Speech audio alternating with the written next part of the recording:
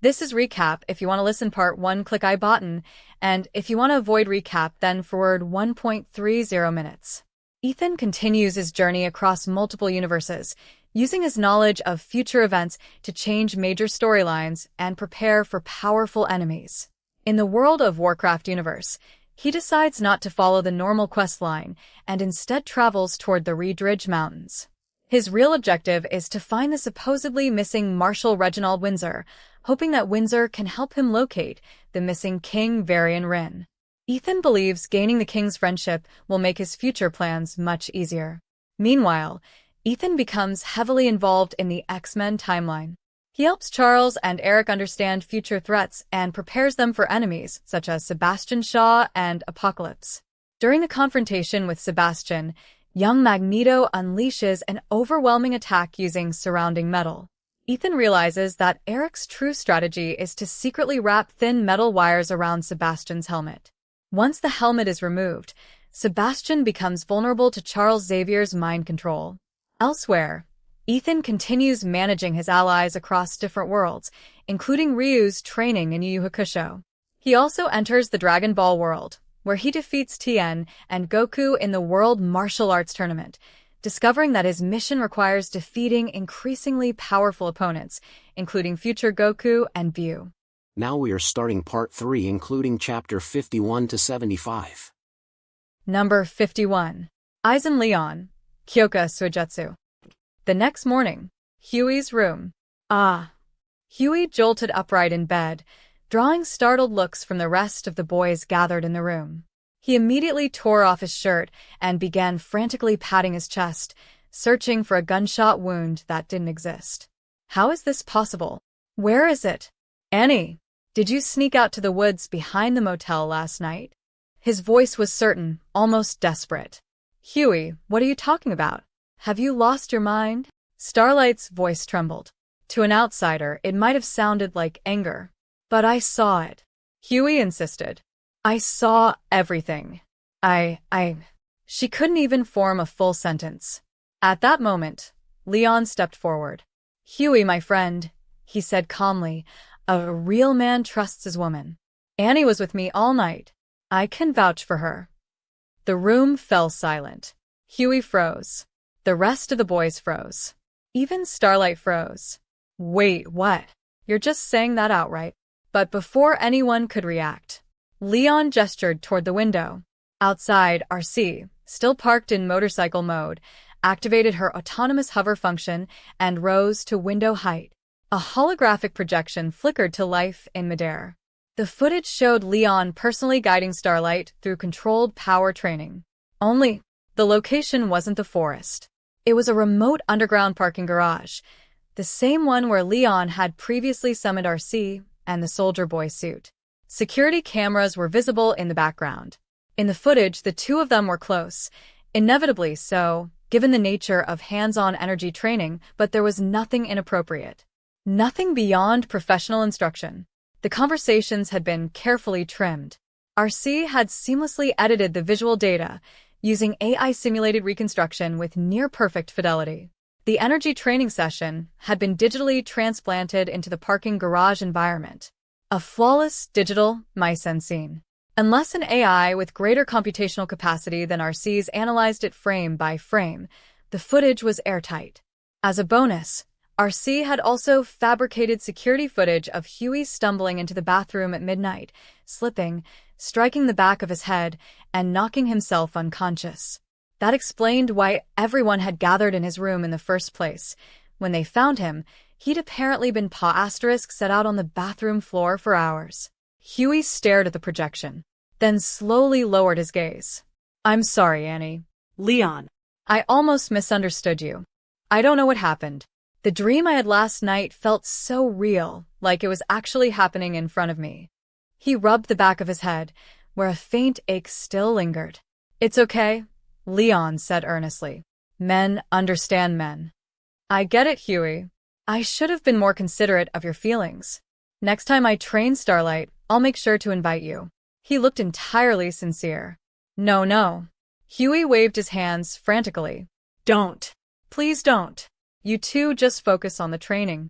I'd only be in the way, standing there with no powers like some third wheel. Don't invite me. Seriously. If anyone invites me, I'll be mad. With that, he hurried off to shower.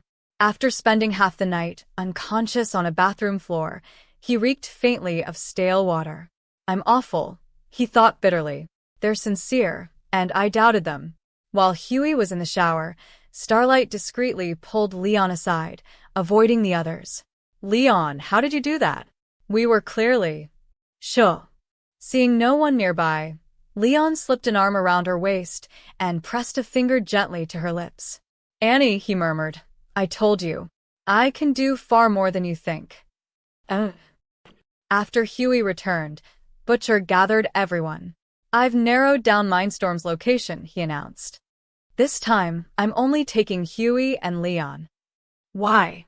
Starlight demanded immediately. I'm coming too. Oi, Annie, Huey said quickly. This one's different. Fewer people the better. Butcher's the heavy hitter, and I've got teleportation. I'll be fine. Don't worry about me. Who said I was worried about you? She stepped back slightly when he tried to take her hand, then unconsciously drifted closer to Leon instead. I'm worried about Leon. Huey froze. Ever since his misunderstanding, Starlight had been distant. He summed, she was still angry. Annie, I'm sorry, he said quietly. It's fine. Leon cut in smoothly, placing an arm around Starlight's shoulders, right in front of Huey. I'll protect Huey. Don't worry. As he spoke, Leon subtly repeated a familiar, daring gesture, one reminiscent of Soldier Boy's casual, provocative touch in the original series. Then he gave Starlight a slow, deliberate wink, one only the two of them would understand. Her breath caught. She immediately went silent. Number 52. Mindstorm. Finally, a gold pull. The satellite feed shows Mindstorm's current position roughly 2.5 kilometers west of us. 2.5 kilometers? Foo, *K. Should have stolen a couple motorcycles while we were at it. Leon, dressed in his Soldier Boy suit, rode atop his personal mount, RC, motorcycle mode. Butcher and Huey followed in a $0 purchase, Hummer they'd liberated from the roadside. When they reached the end of a narrow forest road deep in the woods, the Hummer proved too bulky to proceed. They had no choice but to stop and continue on foot. The moment they stepped out, Huey eagerly pulled out a tablet to check their position relative to Mindstorm. The day Homelander died felt closer than ever. He could barely contain his excitement. Butcher, hearing the distance, cursed under his breath. 2.5 kilometers through rugged mountain forest terrain. On foot, that would take nearly an hour. Having grown used to the convenience of superhuman physiology, he immediately opened the Hummer's trunk and pulled out the remaining dozen vials of Temphi from his sling bag. Oi, Huey. He tossed a vial over. Huey caught it, frowning slightly.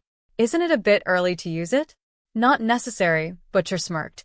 If you feel like hiking 2.5 kilometers through this mess with your normal human legs.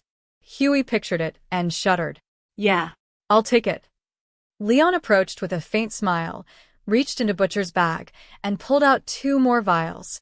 One's not enough. Take 2. Mindstorm's not someone you *S.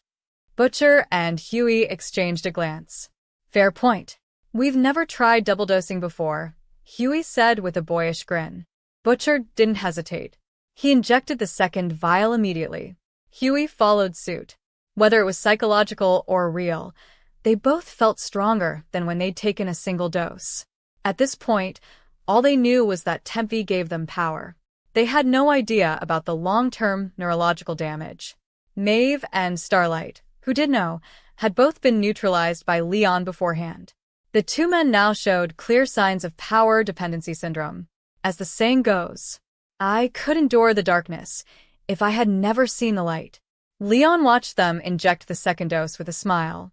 For a brief moment, he felt himself drifting further toward the path of chaotic amusement. Whatever. Who doesn't like a little fun? He chuckled and retrieved a pair of Cyclope-style tactical visor goggles from RC's cockpit. RC. I'm trusting you with my vision. Leave it to me. Her mature voice echoed through his Bluetooth link as she lifted into the air, providing Leon with a live aerial perspective, like a tactical mini-map. In a sense, Mindstorm posed more danger to Leon than Homelander did. Like Superman, Leon's physical resistance was formidable, but mental resistance? Nearly non-existent.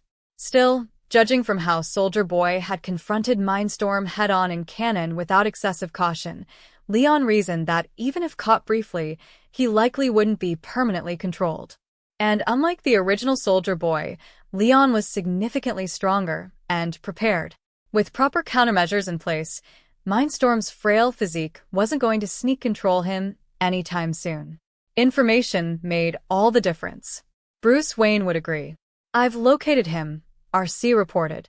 Then, curiously, "Why go through all this trouble? You could simply have me capture him." "Hey." "I don't like the word command," Leon corrected, serious. "You're not my servant. You're my partner. My family. My—" Okay. RC cut him off, flustered. "Enough." Then, softly, "Besides bipolar disorder, Mindstorm suffers from severe paranoid delusional disorder. His cabin and surrounding area are rigged with high-yield explosives. If something goes wrong, you could get hurt. And if you get hurt, I'll worry." RC. A drop of pale yellow synthetic lubricant dripped from above onto Leon's lips. He wiped it away and looked up, only to see RC's retreating rear wheel vanish into the sky. Moments later, Butcher approached. "All right. Care to tell us what we're walking into?" Leon raised one finger. "Just one rule. No eye contact. Keep your eyes closed." "And if," Huey swallowed. "There is no if. As long as you don't meet his gaze, you'll be fine." Leon smiled. "I'll handle the rest. You just lead the way. And act as bait." He didn't say that part out loud. Butcher and Huey immediately complied, squinting and blinking awkwardly as they marched forward with exaggerated caution. If Soldier Boy feared Mindstorm's mind control, their tempy bodies certainly wouldn't resist it. Better safe than dead. They entered the forest. A few hundred meters in, Leon suddenly raised a hand. He pointed down at the tripwire brushing his boot. The three exchanged silent looks and carefully detoured around the dense mine cluster to avoid alerting Mindstorm prematurely. Soon, they approached the cabin. Outside sat an orange riding mower, engine still ticking from recent shutdown. Boom. Leon, walking point, accidentally triggered a high-yield explosive and was blown backward with a shouted, "Foo*K. Butcher and Huey weren't spared. "He's running toward Butcher," RC warned through comms. "Shall I intercept with a ex-wife missile or plasma cannon?" "Absolutely not." Leon barked back. "You think he's built like us? If you vaporize him, what if he doesn't drop loot? And the area's still seeded with explosives." Lately, Leon's luck had been abysmal. Time to trust in superstition. "Come on. "Give me gold." He drew the long-unused Infinite Desert Eagle from his thigh holster. Eyes closed. He fired blindly toward the coordinates RC marked near Butcher. Bang, bang, bang, bang, bang. Thud. The sound of a bullet striking flesh. Butcher, enhanced by Temp V, wouldn't react like that. That meant Mindstorm. Leon leapt high and landed beside the wounded psychic. One punch. Mindstorm collapsed. Leon immediately dumped the contents of Butcher's sling bag and pulled it over Mindstorm's head, blocking all vision. "System. Hurry. Sign in while he's still warm. Prompt. Initiate today's daily sign-in. Stop asking and roll it." Ding. Daily sign-in complete. Congratulations. You have obtained mental control immunity. Mental control immunity. You are immune to all forms of mind control. Flavor text. Rise. No longer a puppet. Yes. Finally. A gold pull. Number 53. Moths. "Hey, Dan," Mindstorm's real name. "I've known since we were kids you had it in you." Leon grinned, unable to hide his excitement as he pinned Mindstorm down from behind. No. Leon, listen to me. It wasn't my idea." Still dazed from the carefully controlled punch Leon had thrown to keep him alive for questioning, Mindstorm hadn't even caught what Leon was saying. He just kept frantically shifting blame. For the sake of survival, his words came out in a rapid-fire blur. Calm down. Deep breaths, Dan. I already know what you're going to say, that it was Black Noir's idea. Ah. Mindstorm froze. Leon had just stolen the exact excuse he'd prepared. Nearby, Billy Butcher and Huey listened carefully. Judging from the sounds, Leon had fully restrained Mindstorm. They cautiously opened their eyes. When they saw that Mindstorm's head had been completely covered, his line of sight blocked, they finally relaxed and let out heavy breaths. Listen to me, Dan. Leon loosened his hold just enough for Mindstorm to breathe. I'm in a pretty good mood right now, so letting you go? That's not off the table. Mindstorm's breathing hitched. How about this? I'll give you a chance to run. I'll count to 10 before I come after you. Whether you survive, that depends on you. You know me. I always honor my word. Leon flashed that signature, disarmingly radiant smile. Butcher and Huey felt their scalps prickle. Leon did keep his promises. But, really? Hope flickered in Mindstorm's eyes. He believed in Soldier Boy's so-called spirit of the contract. Of course. Leon released him completely. Mindstorm scrambled to his feet and bolted toward the dense mountain forest. Faster. Faster. If I can just make it there. He sprinted with everything he had, adrenaline surging through him like a volcanic eruption.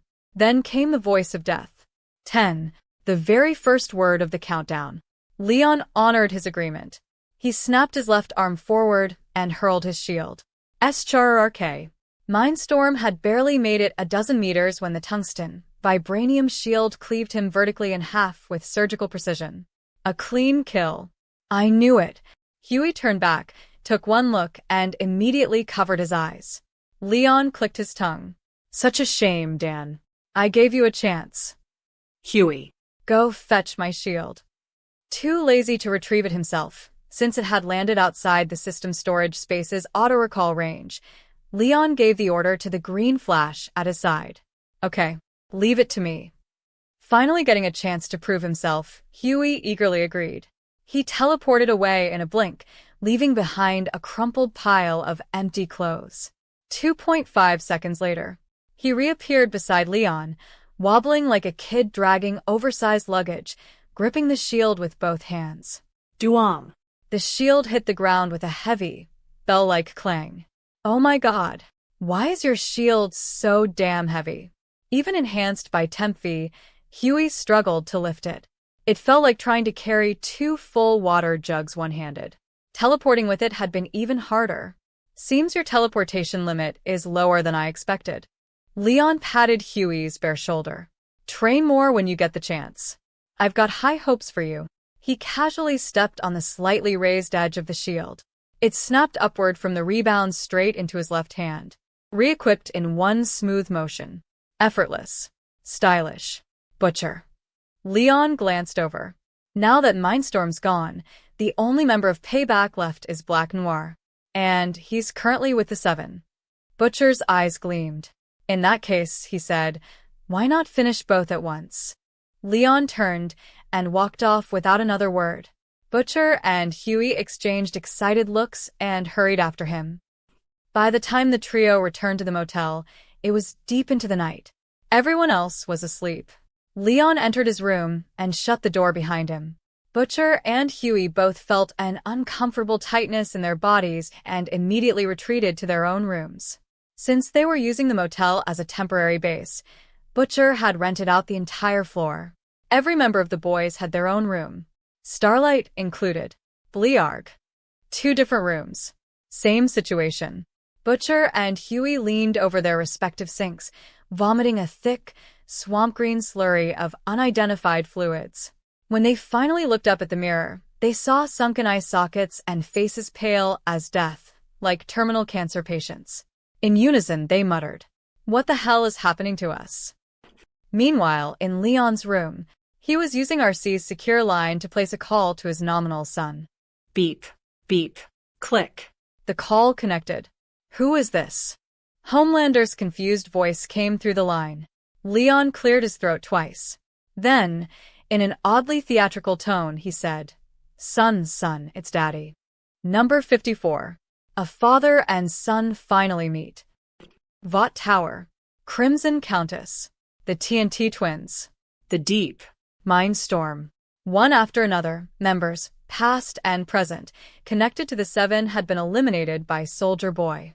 The relentless chain of revenge killings placed a pressure on Homelander unlike anything he had ever experienced. Death.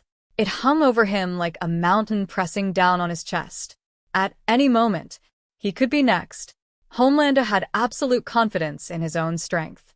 But his opponent was Soldier Boy. And what if? No, I don't give a damn, Ashley. You're the one Vought pays to handle crisis management and PR. Fix this. And if you don't, I'll laser you in half. With no real plan of his own, Homelander did the only thing he knew how to do. He unloaded all his fear and frustration onto Ashley Barrett. Not long after that emotional outburst, Vought's switchboard transferred a mysterious call. The caller claimed to be Soldier Boy. Homelander answered with unease. What he heard on the other end turned his dread into disbelief, and then into elation. After combing through every CLA *SIFID file in Vought's archives and confirming the truth of what he'd been told, Homelander's face blossomed into a childlike smile. The feeling was surreal, like reaching the final boss in a one-life game. You're 70% confident you can win, but there's still a 30% chance you get crushed. Then you open the door and discover the final boss is your biological father. Relief. Shock. Euphoria. Yes. Yes. Yes. The emotional whiplash sent him into near-hysterical delight. At that moment, Ashley, still shaken from earlier, returned with Black Noir, who had fled but now come back. The instant Homelander saw Noir, the innocent smile dropped. Ashley quietly shut the door and hurried away. Black Noir. Homelander forced a warm smile and patted him on the shoulder. I knew you'd come back. Noir wasted no time. He wrote on a sheet of paper, Soldier Boy is coming for us. We kill him together. After intense internal conflict, Noir had concluded that running was pointless. Soldier Boy would find him eventually. The only path to survival was joining forces with Homelander. Another sheet of paper. He's a monster. We have to kill him. Homelander didn't respond immediately. Instead, his expression twisted, joy and sorrow colliding. Like a child desperate for paternal love, he stepped forward and embraced Noir. He's my father. Did you know that? Noir froze. Homelander could see through lies. Slowly, reluctantly, Noir nodded. *K. Truth cut deeper than any blade. Homelander's face shifted. Relief, betrayal, devastation. Then he drove his fist straight through Black Noir's chest. Why didn't you tell me? You should have told me. Blood dripping from his hand, Homelander walked away, grief-stricken and disappointed. Black Noir collapsed to the floor, reaching out, grasping at nothing. The next day, the boys' motel base. Leon made preparations. To avoid complications, he had already knocked out Queen Maeve and Starlight. RC, motorcycle mode, had transported them to a secure location far from Vought Tower. Today, there would be no distractions. The entire team mobilized. Even though the side effects of Temphi were becoming increasingly obvious, Butcher and Huey had gone too far to turn back. Mother's Milk and Frenchie felt the same. They refused to be ants crushed in the shockwaves of a superhuman war. If Homelander was going down, they would witness it. By nightfall, Vought Tower blazed with light, brighter than usual, like the most radiant star in the sky. A final brilliance before collapse. Black Noir's office, Vought Tower. Homelander stood watching grainy black and white promotional footage of Soldier Boy. When he sensed Leon and the boys arrive, he turned. Wow. You must have taken quite a detour to find me. Yeah, Butcher sneered. Funny how the only man in heaven and earth suddenly got good at hide and seek. Where's Black Noir? Leon asked calmly, scanning the room. Dead, Homelander replied. I killed him. Why? Because he didn't tell me about you. That was his greatest crime. The room fell silent. The boys exchanged stunned looks. Homelander had crossed yet another line. Right now, it's just me, Homelander said, stepping toward Leon, palms open. I know what betrayal feels like. Join me. With the two of us together, these worthless nobodies couldn't threaten us. No one could. Leon raised a brow. And who's in charge? A faint smirk tugged at his lips. Unless we settle that first. Why does there have to be a winner between us? Homelander's voice sharpened. You're my father. The word tasted strange in his mouth. He pointed at Butcher. Is this because he told you to do this? He's nothing. Just a pathetic human. Don't let that bastard manipulate you. Butcher stepped forward quickly. He can't be your son. You were locked in a lab for years. That's impossible. Shut up, Butcher. Homelander shot him a glare. For a split second, heat vision threatened to fire, but he restrained himself. Then he turned back to Leon. I am your son. Your flesh and blood. And that's what matters most. Number 55. The father's rebuke, the son's howl. Maybe. Leon shrugged. Seeing Leon unmoved, Homelander hurried into the adjacent room and brought out a blonde boy who looked strikingly similar to him. Ryan. Butcher instantly lost his composure. The boy was Homelander's son, the child forced upon his wife. The natural-born soup butcher had promised his dying wife he would protect.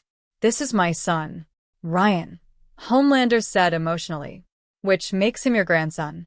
Gee, Grandpa. Ryan greeted Leon cautiously. Even though he had anticipated this, being called grandfather while eternally in his physical prime still felt surreal. You see? Homelander pressed on. You have family besides me. We're your family. His voice trembled. His eyes reddened. If Leon didn't know Homelander's true nature, he might have believed him. It's a shame I miss so much, Leon said with convincing solemnity. I wish I could have raised you myself, taught you properly. I wish that too, Homelander replied, placing a hand on Ryan's head. But it's not too late. We're not alone anymore. We have each other. He looked like a man about to grasp the perfect family he had always dreamed of. Leon stepped closer. One hand landed on Homelander's shoulder. Then, in a tone of bitter disappointment, maybe if I'd raised you, you wouldn't have turned into a sniveling attention addict, desperate for validation. But it's too late. From the inside out, you've become exactly what Vought wanted. Wait. Weak.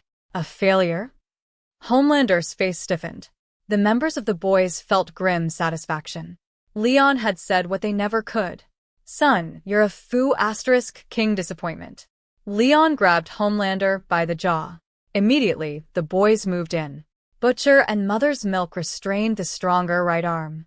Huey, Kimiko, and Frenchie pinned the left. Prompt. Initiate today's daily sign-in. System. Don't make me beg. Roll it. Ding. Daily sign-in complete. Congratulations. You have obtained Hockey. Hockey. You now possess Armament Hockey, Observation Hockey, and Conqueror's Hockey. Description. Only Hockey transcends all things. Not bad. Leon's grip tightened. A faint cracking sound emerged from Homelander's jaw under the pressure. What are you doing? Let him go. Ryan rushed forward, pounding at Leon and the others. But he was still a child. His strength couldn't budge adult soups, let alone Leon. However, Ryan's strength might be immature. His heat vision was not. Stormfront had proven that. Realizing brute force was useless, Ryan's eyes began to glow red. No! Ryan! Butcher and Homelander shouted simultaneously. Too late. SRR. Two crimson beams, deeper in hue than either Butcher's or Homelander's, erupted from Ryan's eyes, aimed directly at Leon. Kid, that's exactly what I was waiting for. Leon smirked and raised his shield. Ryan's heat vision struck the tungsten, vibranium shield and deflected sharply to the side, carving clean through Black Noir's office wall, blasting through Vought Tower's exterior before collapsing a section of the facade below.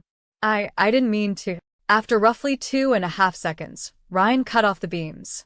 Using his supervision, he saw the destruction he had caused and panicked. Leon did not indulge him. With a swift backhand, he smashed Ryan away with the shield. Ryan, ×2. Homelander and Butcher shouted in unison. They locked eyes. A silent understanding said between them. From opposite sides. SCHRR. They fired heat vision at Leon simultaneously. And then, the irony unfolded. When Leon chose not to absorb external energy through his Starlight template, the Civ energy refraction properties of his vibranium physiology activated naturally. The result: the twin beams struck Leon's skin and instantly refracted, wildly, erratically, like laser light ricocheting through a hall of mirrors. Puff, puff, puff, puff. Huey. Mother's Milk. Frenchie. Kimiko. Their heads exploded almost instantly under the deflected beams. Within seconds, the boys were nearly wiped out. Only Butcher remained. Leon casually kicked him. Butcher's body blasted through another wall of the office and slammed to the ground below. He didn't move. Why, Butcher? Leon asked, still gripping Homelander's throat as he slowly approached. Why would you make such a stupid choice? Answer me. I know you're not dead. Butcher staggered upright, hollow-eyed. We can't kill the boy. You said revenge mattered most, Leon pressed. What's one kid compared to that? He's my wife's son. A beat. Wait. Homelander ked your wife. And you're trying to save that bastard? Leon froze for several seconds, struggling to process the absurdity. Are you out of your mind? I made a promise, Butcher said hoarsely. You're sure? Leon scoffed. The man you want revenge on is in my hand right now. And this is where you back out. Butcher repeated, don't kill him. KU. Leon's disappointment hardened into fury. You're weaker than him. And he just killed your entire team trying to protect that bastard. And now you're helping the man who raped your wife and their child. Butcher, you're a disgrace. Golden light flared in Leon's eyes. Two blazing golden heat vision beams tore forward. Butcher answered with his own orange-red beams. He lasted less than a second. Leon's golden beams overpowered him utterly, cleaving him vertically into 3 burning sections. Boom, boom, boom. And just like that, the boys were eradicated. Number 56. I am atomic. Smack, smack. Now it's just you, my dear son. Leon patted Homelander's face with a disturbingly bright smile. Homelander couldn't even form a sentence. When confronted with violence he couldn't overpower, the man who ruled through intimidation was reduced to exactly what he had always been, a terrified man-child. Enough. Leon tapped the Bluetooth link on his left ear. RC. Release our son of Satan. Copy that, boss. Launch scheduled after a 2.5-hour evacuation buffer. Estimated arrival, 20 minutes. There was unmistakable excitement in RC's voice. The weapon in question was powerful enough to erase Texas, or an entire European nation, from the map. A Russian-built RS-28 Sarmat ICBM, originally intended as a contingency measure in case Soldier Boy ever became uncontrollable. Now, it belonged to Leon. Moments later, RC's voice hijacked every connected speaker system around Vought Tower. Warning! Warning! A viral weapon under development at Vought Laboratories has suffered catastrophic containment failure. To prevent further spread, Vought Tower will be sealed in 30 minutes. In 2.5 hours, total eradication via strategic strike will be conducted. Please evacuate the surrounding area immediately. Leave at once. For one heartbeat, the world went silent. Then, pandemonium. Leon ignored it. He had given fair warning. Those who stayed could enjoy the greatest fireworks display in human history, at the cost of their lives. Vought claims both you and I can survive a nuclear strike, Leon said calmly. Let's stop debating and test it. What? Homelander lost control completely. You don't even believe your own propaganda? Leon wrinkled his nose in disgust. A quick flicker of heat vision cauterized Homelander's lower body, sealing an unfortunate stress response. I can't survive a nuke. That's just marketing. Sure. Leon pressed a finger to his lips. If you keep whining, I'll crush your skull right now. But if you survive, I'll let you live. You know me. I keep my promises. He smiled again. Homelander nodded frantically. A distant roar split the sky. The Sarmat ICBM descended, evading American missile defense systems. High above Vought Tower, its payload separated, a 40-megaton nuclear warhead, falling like the sword of Damocles. It's here. Leon felt his eyelid twitch. His body trembled, not entirely from fear. This was his first time facing humanity's ultimate weapon head-on. Even he felt instinctive awe. With Homelander still in his grip, Leon blasted upward through the ceiling and emerged onto the rooftop. The warhead loomed closer. With a thought, the soldier boy's suit vanished into the system's storage space. Only the indestructible ultra-elastic fiber undergarment remained. John, Leon said quietly. Why, yeah. Once, there was a man who sought to challenge the nuclear bomb. He trained his body, honed his mind, perfected his skill, yet could never reach its supreme might. But then he realized, if you don't want to be vaporized by a nuclear explosion, become the nuclear explosion. Golden light erupted from Leon's eyes as he raised his arms toward the descending warhead. His grin stretched unnaturally wide. Stop. Stop. We'll both die. You're insane. I don't want to die. Homelander screamed. Leon ignored him. John, let us engrave this supreme might into our flesh. I AM. Atomic. Boom. As the nuclear detonation swallowed Vought Tower, Leon stood at ground zero, like a nail hammered into the fabric of reality. Unmoving, the initial shockwave struck. His vibranium physiology activated first, absorbing kinetic force and refracting excess energy. His newly acquired haki reinforced his body. Armament haki hardened instinctively, though still crude and unrefined. Conqueror's haki surged, offering limited internal stabilization. But in this first moment, it was vibranium that bore the brunt.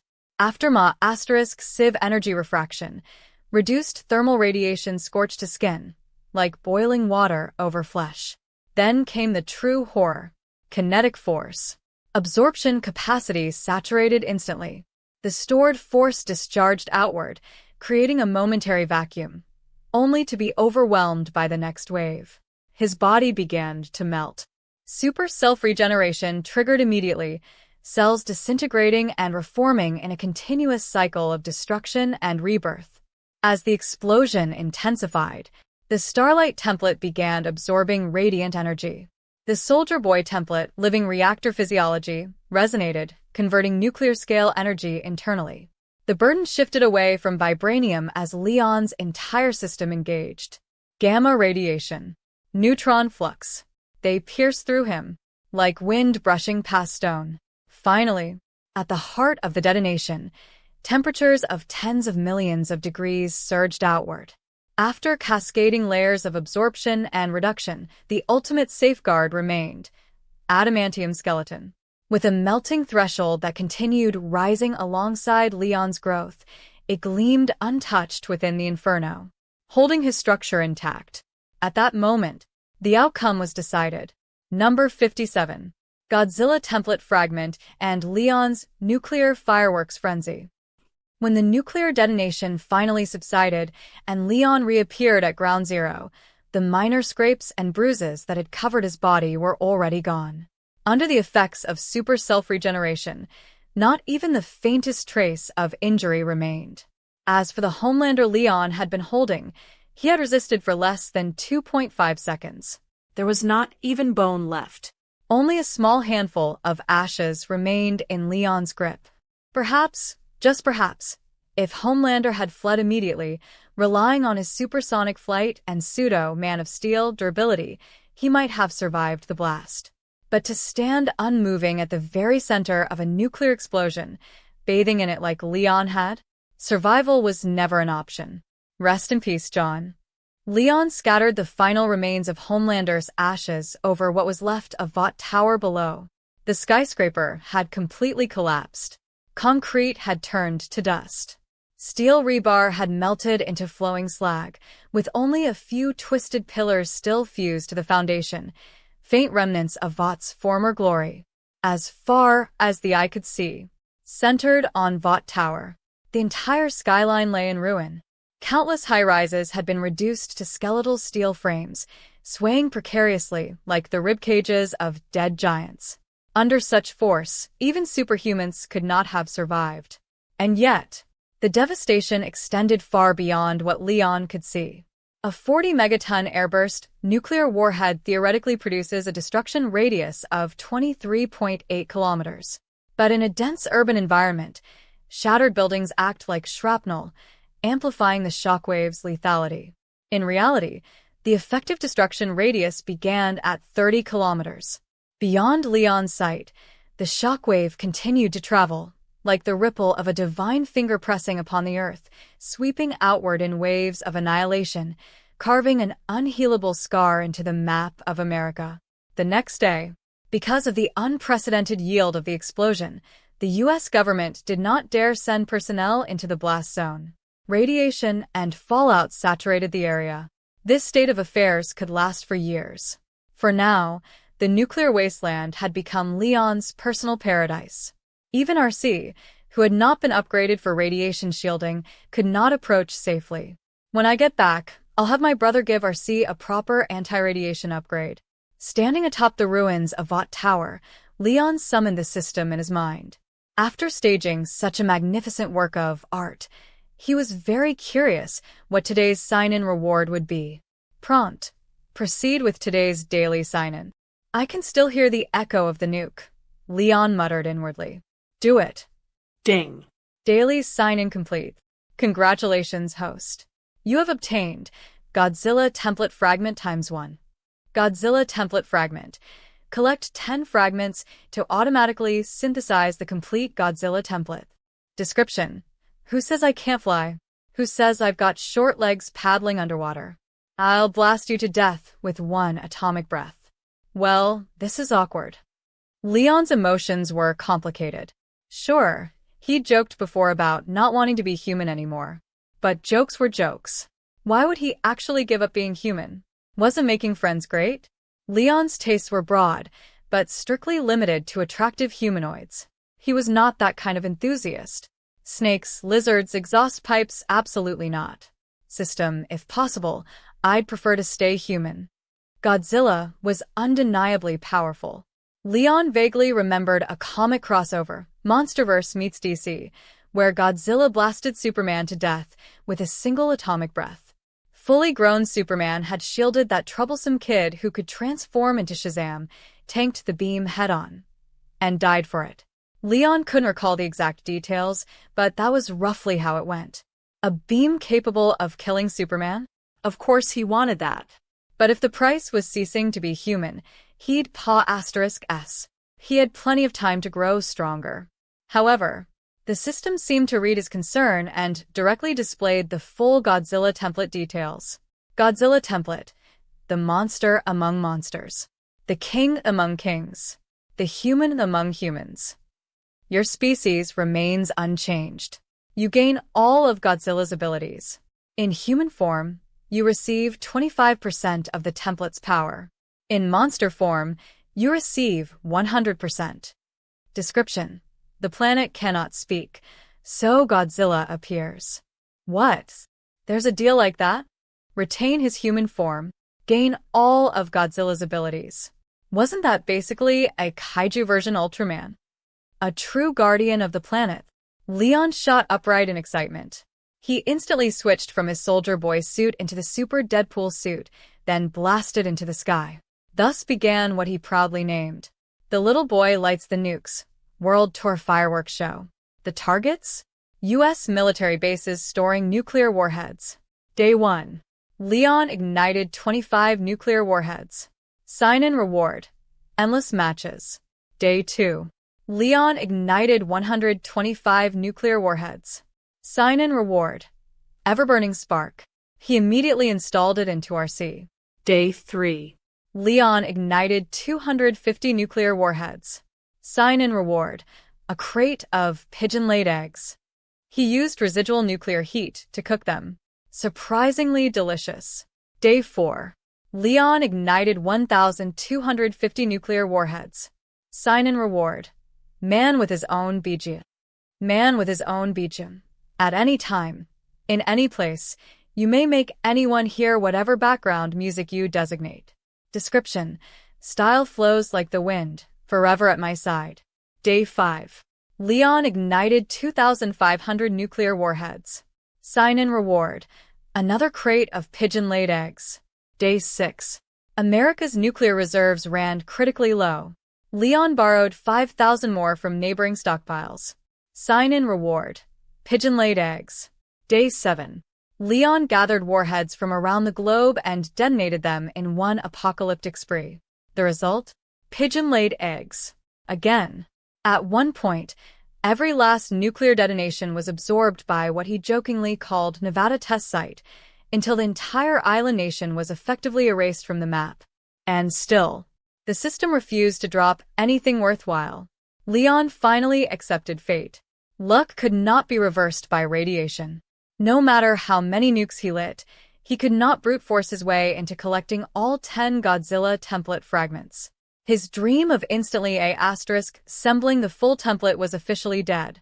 And so, Leon turned his attention back to the many superhumans scattered across the world. Number 58. Praise the Fool. Return to Marvel. Vought International and Homelander were annihilated together in the sudden nuclear strike. The rampage of the emerging super antihero, Super Deadpool, who roamed the globe igniting nuclear warheads, plunged every nation into panic. Yes, so far only one of America's little lapdogs had been sacrificed. But who could guarantee the next warhead windfall on their own soil? Amid this chaos, the once legendary Apex hero, Soldier Boy, miraculously returned and defeated Super Deadpool. Of course, that entire narrative had been written, directed, and performed by Leon himself, all to secure sufficient moral legitimacy for his next grand undertaking, the Superhuman Complementation Project. America. 60 kilometers from the ruins of Vought Tower stood a newly constructed headquarters, Judicator League Tower. Having resumed his identity as Soldier Boy, Leon now worked hand-in-hand with U.S. federal authorities, whom he had thoroughly brought under control, to screen superhumans capable of bearing the responsibility of judging their own kind. Never again would there be another uncontrollable antihero catastrophe like Super Deadpool. Thus, under the proposal and captaincy of Soldier Boy Leon, with founding members Queen Maeve and Starlight, and backed officially by the U.S. government, providing funding, manpower, and public legitimacy, a new superhuman organization was born, the Judicator League. To facilitate future daily sign-ins, Leon personally handled recruitment, screening promising candidates as probationary members. Leon's office. He interviewed only one candidate per day. Day after day, superhumans of all kinds entered and exited. Marie Moreau, from Gen V, possessing hemokinetic blood manipulation abilities, sign and reward, a pack of sanitary pads. She was dismissed within seconds. Jordan Lee, from Gen V, capable of gender transformation, Leon chose not to attempt to sign in. Instead, he kept Jordan in the office for 3 hours, discussing the future direction of the Superhero Academy. After all, what if a split personality manifested like the Void in Sentry? Or what if prolonged exposure led to some subconscious shift in self-identity? Leon was not taking that risk. Kate Dunlap, from Gen V, telepath and mind controller, she triggered a gold-tier reward, but it turned out to be mental control immunity, which Leon had already obtained from Mindstorm. Duplicate abilities were useless. The system had already maxed it out, literally. Still, as recognition for her contribution to superhuman sustainability, Leon kept her for a 3-hour conversation. Then there was Victoria Newman. After processing every named character from the original storyline, Leon continued signing in on lesser-known supers. It was as if he'd been cursed. Nothing worthwhile appeared. Shit. Nothing but garbage. In frustration, double meaning intended, Leon flipped his desk. After regaining composure, he spoke through his Bluetooth link to RC, who was still rounding up stragglers. Is that all of them? Yes, Leon, RC replied. 99.9% of all known superhumans responded voluntarily to your call, hoping to secure a position in the newly formed 7 Judicator League. And the remaining 0.1%? I want all of them. The only fugitive left is a black woman known as the Sage. The Sage. Yes. It appears she sensed something the night you, as Soldier Boy, killed Crimson Countess. She went into hiding immediately. Leon smirked. Interesting. Send me her last known coordinates. I don't believe in disappearing acts. Moments later, the data appeared on a screen. He glanced at it once, then shot upward through the open lattice dome of his office ceiling. 1 week later, after a full week of carpet bombing the area with his own search efforts, Leon circled back to a refugee relief station near Judicator League Tower. Descending like a god, he was greeted by cheers and chants of his name. He ignored them. Instead, he grabbed a white teenage girl receiving bread and bottled water and launched into the sky. Seconds later, atop the league's rooftop, he threw her down, shattered both her legs with a shield strike, and looked down coldly. Overnight reconstruction. Skin pigmentation altered from black to white. Facial structure, musculature, skeletal frame, fully reshaped. And then you hid right under my nose. You're impressive. So tell me, why were you hiding from me? Because, she gasped, face twisted in pain. My superbrain told me you would probably kill me. Despite her agony, her gaze remained unnervingly deep, convincing, intimidating even. Oh. Leon stepped forward and placed a hand atop her head. Prompt. Proceed with today's daily sign-in. I hear the echo of intellect, Leon murmured inwardly. Do it. Ding. Daily sign-in complete. Congratulations, host. You have obtained the Fool. The Fool. Base intelligence equals 100. For every 1 point of intelligence sacrificed, gain a 1% final damage multiplier. Description: no matter how strong you become, the Fool stands above you. Therefore, praise the Fool. Become the Fool. Serpa *S the Fool. Notice, your status panel has been updated. Status panel. Host, Leon Stark. Abilities. Soldier Boy Template. Super Self-Regeneration. Adamantium Skeleton. Starlight Template. Biofield. Vibranium Physiology. Curse of the Gunslinger Stratos. Mental Control Immunity. Hockey, all 3 types. Man with his own BGM. The Fool. Items. Soldier Boy Suit. Infinite Desert Eagle, Quality. Indestructible, RC, Spark, Everburning. Regeneration Cradle. Ultra-Elastic Fiber Undergarment, Quality. Never Wears Out, Super Deadpool Suit. Carbonadium Dual Blades. Endless Instant Noodles. Bottomless Milk Tea. Endless Sunflower Seeds. Unlimited Balloons. Infinite Stockings. Endless Party Snaps. Endless Matches. Crimson Countess Complete Prop Collection Godzilla Template Fragment ×1. The Fool, huh? Interesting. This was Leon's first buff-type ability. Powerful, if one ignored the small drawback of sacrificing intelligence. System, is it possible for my intelligence to go negative? The system did not respond. Something to test later. For now. Leon turned back to the Sage. If you'd come voluntarily, no matter what I think about black people, why would I ever harm my own? So tell me, did your superbrain foresee your death today? Under the crushing pressure of imminent death, she broke, stammering incoherently. Guess you're not that smart. Leon smiled, that familiar, radiant smile. Golden light flared in his palm. Boom. A powerful shockwave detonated her superbrain instantly. To prevent any Phoenix from the Ashes scenarios, Leon followed with precise heat vision sterilization. Only when she was reduced entirely to particulate ash did he relax. Unstable minds were liabilities. And thus, Leon's superhuman complementation project came to an end. Though the Fool was the only noteworthy gain, its scaling potential alone made the endeavor worthwhile. More than worthwhile. Aftermath. After several days of final briefings with Queen Maeve and Starlight, Leon felt a faint intuition. Tony might be in trouble. System. It's time to return. Notice. Host will now return to the Marvel Universe. Wait. If I want to come back later, business trip, exchange program, how does that work? What is long remembered shall echo again. That explains nothing. And what about time? What if I don't pull another boy's world travel card for centuries? I'll be fine, but my friends will be dust. Perhaps one day Leon would be strong enough to break dimensional walls freely. But what if not? You are both the end and the beginning. Good enough. Return. Boom. Leon reached into his pocket and touched the vials of permanent compound V he had prepared for Tony and the others. Then, he knocked himself unconscious with a decisive self-inflicted blow. If he blacked out fast enough, the system's ambush could never outpace him. That was the resolve of the fool. Number 59. A turn for the better. Tony steps onto the path of joy. Pacific Ocean, deep seafloor.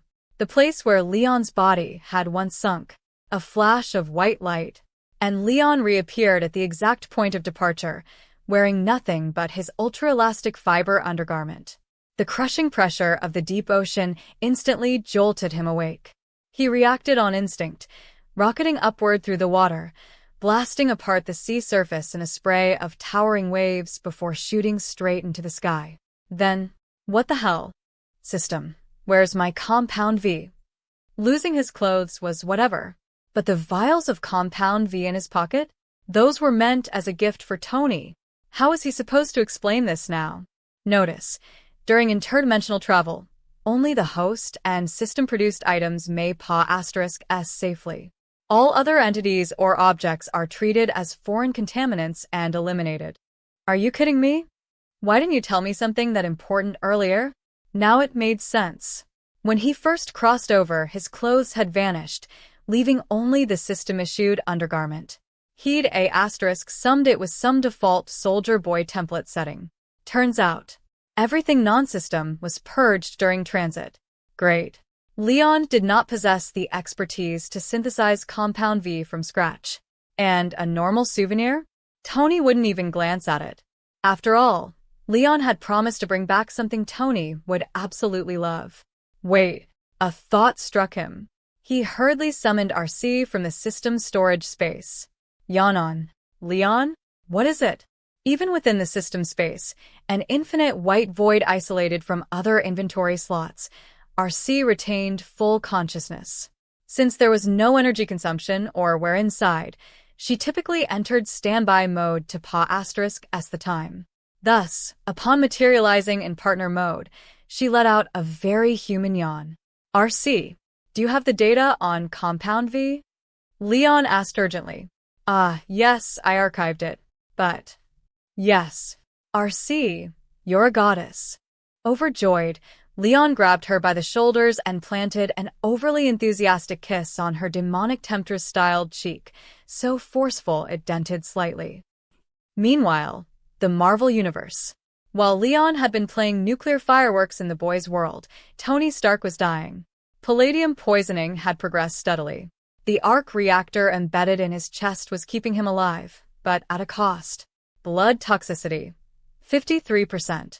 Believing his time was limited, and unable to locate his mysteriously absent brother, Tony transferred operational control of Stark Industries to Pepper Potts. Then, determined to enjoy whatever time he had left, he set out to squeeze joy from every remaining day. If he could just hold on until Leon returned. Tony was currently in Europe, attending a high-profile event at the Monaco racetrack. Officially, it was a celebrity gathering. Unofficially, he was here to race. While Pepper Potts was deep in conversation with Elon Musk, discussing electric engines and future rocket launches, she suddenly caught sight of something horrifying on a wall-mounted television. Tony, wearing full racing gear, walking toward an F1 car. Oh my God. Tony, what are you doing? Cutting her conversation short, Pepper rushed out, dragging along Happy Hogan, who carried the sleek silver suitcase containing the Mark V armor. The broadcast was live. Even Justin Hammer, CEO of Hammer Industries, was momentarily speechless while being interviewed by journalist Christine Everhart. Driving an F1 car as a normal human? That was suicide.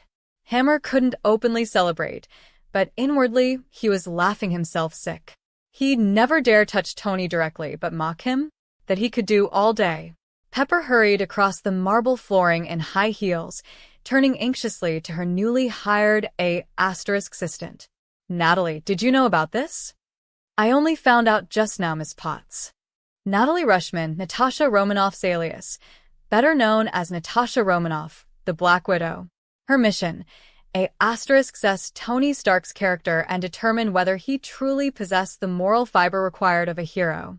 Secondary objective, monitor his palladium poisoning and intervene medically, if necessary. S.H.I.E.L.D. couldn't afford Stark collapsing in public. Her role mirrored Sharon Carter's former assignment with Leon, though Sharon had long since become overworked under Leon's relentless supervision. Now, with Leon gone, S.H.I.E.L.D. had shifted its focus squarely onto Tony. Pepper's voice trembled with frustration. Tony, you better not get yourself killed. Otherwise. Number 60. Gojo Leon. Oh?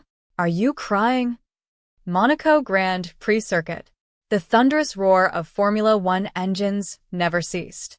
5 red lights blinked on one by one, then went out. The race began instantly. Vroom. Whether it was instinct sharpened by years in the Iron Man armor or sheer driving talent, Tony, starting in 4th position, launched forward with explosive momentum. Not only did he avoid falling behind, he surged ahead. Car number 5 was left trailing in his wake. Tony, Pepper, and the others rushed into the grandstands, but the race had already begun. All she could do was pray he finished safely. On the track, Tony's number 4 car advanced aggressively, quickly overtaking car number 3 and climbing into 3rd place. He was closing fast on 2nd. And then, a disheveled man in an orange track worker's uniform stepped onto the racing line. In his hands, 2 long whips crackling with blue-white electricity. Gasps erupted across the stands. With every step he took, his jumpsuit burned away in streaks of molten fabric, revealing beneath it a miniature arc reactor and a partially exposed exoskeleton harness. He was the villain of Iron Man 2, Ivan Vanko, aka Whiplash. Using blueprints left behind by his father, Anton Vanko, a former Soviet physicist, Ivan had constructed his own arc reactor and weaponized exoskeleton suit, codenamed Whiplash. His purpose? To fulfill his father's dying wish and take revenge on the Starks. In truth, however, the arc reactor had been a joint achievement between Howard Stark and Anton Vanko. Anton had attempted to sell the technology for profit to foreign powers before completion. When the betrayal was exposed, Howard, who held controlling authority, had him expelled. The grudge said down to the next generation. The leading number 1 car roared toward Ivan at top speed. Ivan did not move. He swung. The electrified whip sliced through the car, like a blade through tofu. Boom! The car split midair, crashed, and exploded. Car number 2 swerved desperately and avoided him. Ivan ignored it, because car number 4 was coming. Tony Stark. Ivan's mouth twisted into a vicious grin as he lashed downward. The strike was meant to bisect both car and driver. Holy! Tony jerked the steering wheel hard, twisting the car sideways. JRVS, max out the anti-inertial field. Sir. The rest was drowned out. The whip carved through the front of the vehicle, melting the *sis. The anti-inertial generator was destroyed instantly. Tony and the rear half of the car were flung violently away. Crash. Crash. Crash. The car flipped, one full rotation after another. Fortunately, the anti-inertial field absorbed the worst of the initial force, and the experimental halo safety system Tony had insisted on integrating, years ahead of regulation, saved his life. When the wreckage stopped spinning, Tony was dizzy, but alive. He crawled out from the overturned remains. Ivan advanced, dragging his electrified whips behind him. Behind them, other F1 cars spun out, crashing and exploding in chain reactions. Panic spread through the crowd like falling dominoes. How does he have a miniature arc reactor? Tony muttered. He was flesh and blood. No armor. No advantage. Instinct screamed for retreat. But as he saw civilians fleeing in terror, and knowing his own life expectancy was already ticking down, Tony stopped running. He turned. Come on. I'm not afraid of you. Is that so? Ivan snapped his whip. Tony dropped into an accidental split, barely avoiding being bisected. Okay. Direct confrontation? Bad idea. Tony began baiting Ivan away from the densest crowd. But with the exoskeleton's assistance, Ivan was faster. Crackling electricity sizzled through the air behind Tony. I'm dead. I'm dead. I'm definitely dead. Suddenly, boom. A car slammed into Ivan from behind.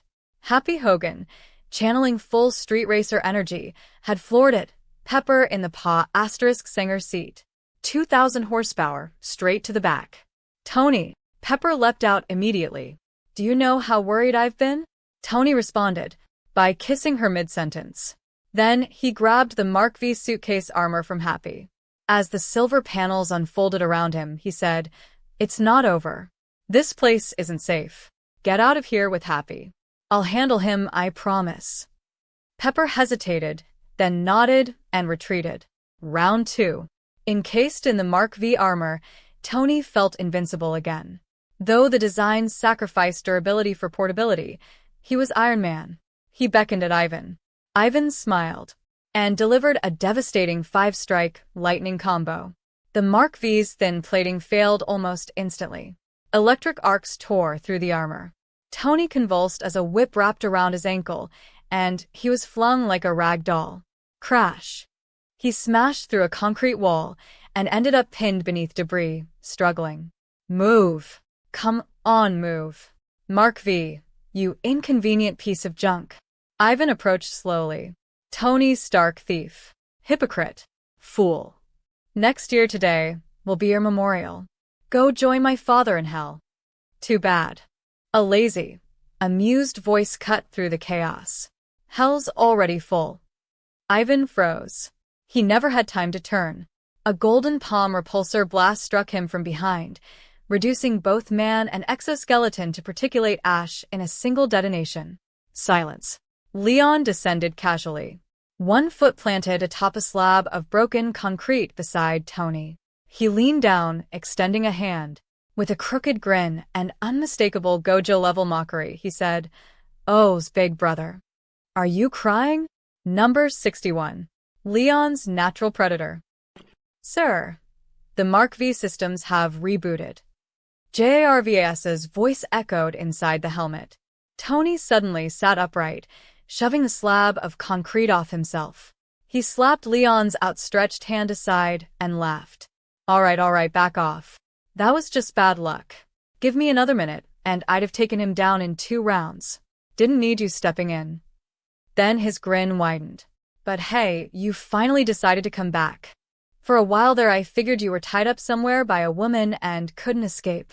Oh, please, Leon shot back. You really do know me too well. The two brothers pulled each other into a tight hug. With Leon's return, Iron Man 2 began. And ended. Ivan Vanko. Instantly deleted. Nothing more to say. Granted, he had been a rare engineering talent. But with Tony alive and well, a genius harboring malice was nothing more than a liability. Just like the Sage. Leon would never keep someone like that around. Monaco, VIP lounge. With Homelander Leon present, the venue was arguably the safest place on Earth. The panicked elites, once ready to flee, decided to continue the party. Backstage. Leon tore the battle-damaged Mark V armor off Tony piece by piece, as if peeling cardboard. Thankfully, Tony had only suffered minor bruising. Pepper scolded him nonstop while applying ointment, her eyes brimming with concern. Tony, if you ever pull something like this again without telling me in advance, I quit. Pepper, you're the CEO now. If you quit, what happens to the company? I don't care. I'm quitting anyway. Easy. Easy. That hurts. You know pain now, do you? Pepper shot back, rubbing harder. Nearby, Leon and Happy exchanged a look, shoulders trembling as they tried not to laugh. Enter Black Widow. Mr. Leon, thank goodness you were here. Otherwise, I might have been fired by Miss Potts. Natasha Romanoff, currently in her Natalie Rushman persona, bowed slightly. Her white blouse and fitted secretary skirt were tailored to perfection. The angle of her bow was deliberate, revealing just enough to remain plausible, yet undeniably provocative. Leon's eyes widened instinctively. This woman is dangerous. Prompt. Proceed with today's daily sign-in. What could I possibly get from Black Widow? The system was alarmingly fast. Still, since we're already here, do it. Ding. Daily sign-in complete. Congratulations, host. You have obtained Blessing of Contraception. Blessing of Contraception. So long as you will it, you shall never arrive at the reality of having offspring. Description. With only women in your heart, your trigger finger remains ever steady. What? Leon nearly shouted in his native tongue. Thank God it was controllable. If this had been a sieve, irreversible debuff, some kind of absolute sterility constitution, he didn't even want to imagine it. He might not want children right now, but choosing not to have them and being unable to were two entirely different things. A man could abstain, but he could not accept incapacity. System, hypothetically speaking, is there something worse in the pool? There is. For example, rooted absolute sterility physique. Stop. I do not want further information. Better not to think about it, because as the system liked to say, what is long remembered shall echo again. Leon silently decided to never bring this topic up again. Natasha, in his mental ranking system, just leveled up into the existential threat category. Red Room training was terrifying. Mr. Leon, are you alright? Natasha asked, puzzled by his roller coaster expression. I need a moment. Without another word, Leon activated a near-instant burst of speed and disappeared from backstage. He needed to assert his sense of manhood before this psychological shadow evolved into a permanent mental scar. The after-party. Soon after, Leon reappeared, dressed in a tailored black suit. The moment Homelander entered the VIP hall, he became the center of attention. He raised a GLA*S gracefully, exchanging brief pleasantries with dignitaries and moguls. Then, with clear purpose, he sat down across from Justin Hammer. More specifically, across from Hammer and beside Christine Everhart. Leon casually wrapped an arm around Christine's waist as if they were old acquaintances. Then he smiled at Hammer. Hey, Justin. Gotta say, your ex-wife works pretty damn well. Hammer's smile twitched. The double meaning was not subtle. Aha. Thank you, he replied stiffly. To have Hammer's ex-wife recognized by a hero like Homelander, well, that's her honor. Outwardly polite, inwardly screaming, Hammer would never dare oppose Leon directly. But oh, the resentment simmered. Number 62. A new element. In the blink of an eye, Leon was back in his familiar bedroom at the Malibu mansion. It was already the next morning. Christine, thoroughly exhausted from the previous night, lay sprawled across the bed, fast asleep. Leon got up and didn't bother waking her. That was one of Christine's best qualities, strong self-management. When she woke up, she'd clean up after herself. Pepper wouldn't have to deal with any mess. Leon didn't go to Tony immediately. Instead, he stopped by Stark Tower to check on Dr. Helen Cho, but she was deep in a critical phase of developing the regeneration cradle and had no time for him. Leon had RC discreetly provide her with a few forward-looking technical hints to speed things up, then headed back to his own office to conduct a surprise inspection of Sharon Carter's work. By the time that was done, it was afternoon. Leon returned to the Malibu mansion and found Tony in his workshop, his so-called man cave, repairing the damaged Mark V suitcase armor and adding a few design tweaks. While the Mark V had performed poorly overall, it remained Tony's only truly portable armor. As an emergency deployment system, it still had value. After all, it had lasted long enough for Leon to arrive. Even someone as quick to upgrade as Tony didn't mind giving it a second chance. Hey, SHIELD kid, Tony called out without looking up, tapping the arc reactor embedded in his chest. the device that kept him alive and was slowly poisoning him. You didn't come see your big brother first thing this morning. I'm feeling a little neglected. Oh, come on. Leon rolled his eyes. Shield Kid is ancient history. He stepped closer and knocked lightly on Tony's chest reactor. Clang. Clang. What's your toxicity level now? Tony's forced grin froze. He glanced toward the workshop entrance to make sure Pepper wasn't nearby, then sighed. I don't know how you found out, but fine. It's over 60% now. Give it a month, maybe less. I'll be upstairs having a chat with Mom and Dad. He shrugged, trying to appear casual. Leon, I only have one request. The company doesn't matter. Just take care of Pepper. He paused. And if you take care of her in a certain way, I'll. He stopped himself, then placed a hand heavily on Leon's shoulder. Whatever she wants to do, let her. But you are absolutely not allowed to make a move on Pepper. Got it. Leon burst out laughing. Big brother, what kind of person do you think I am?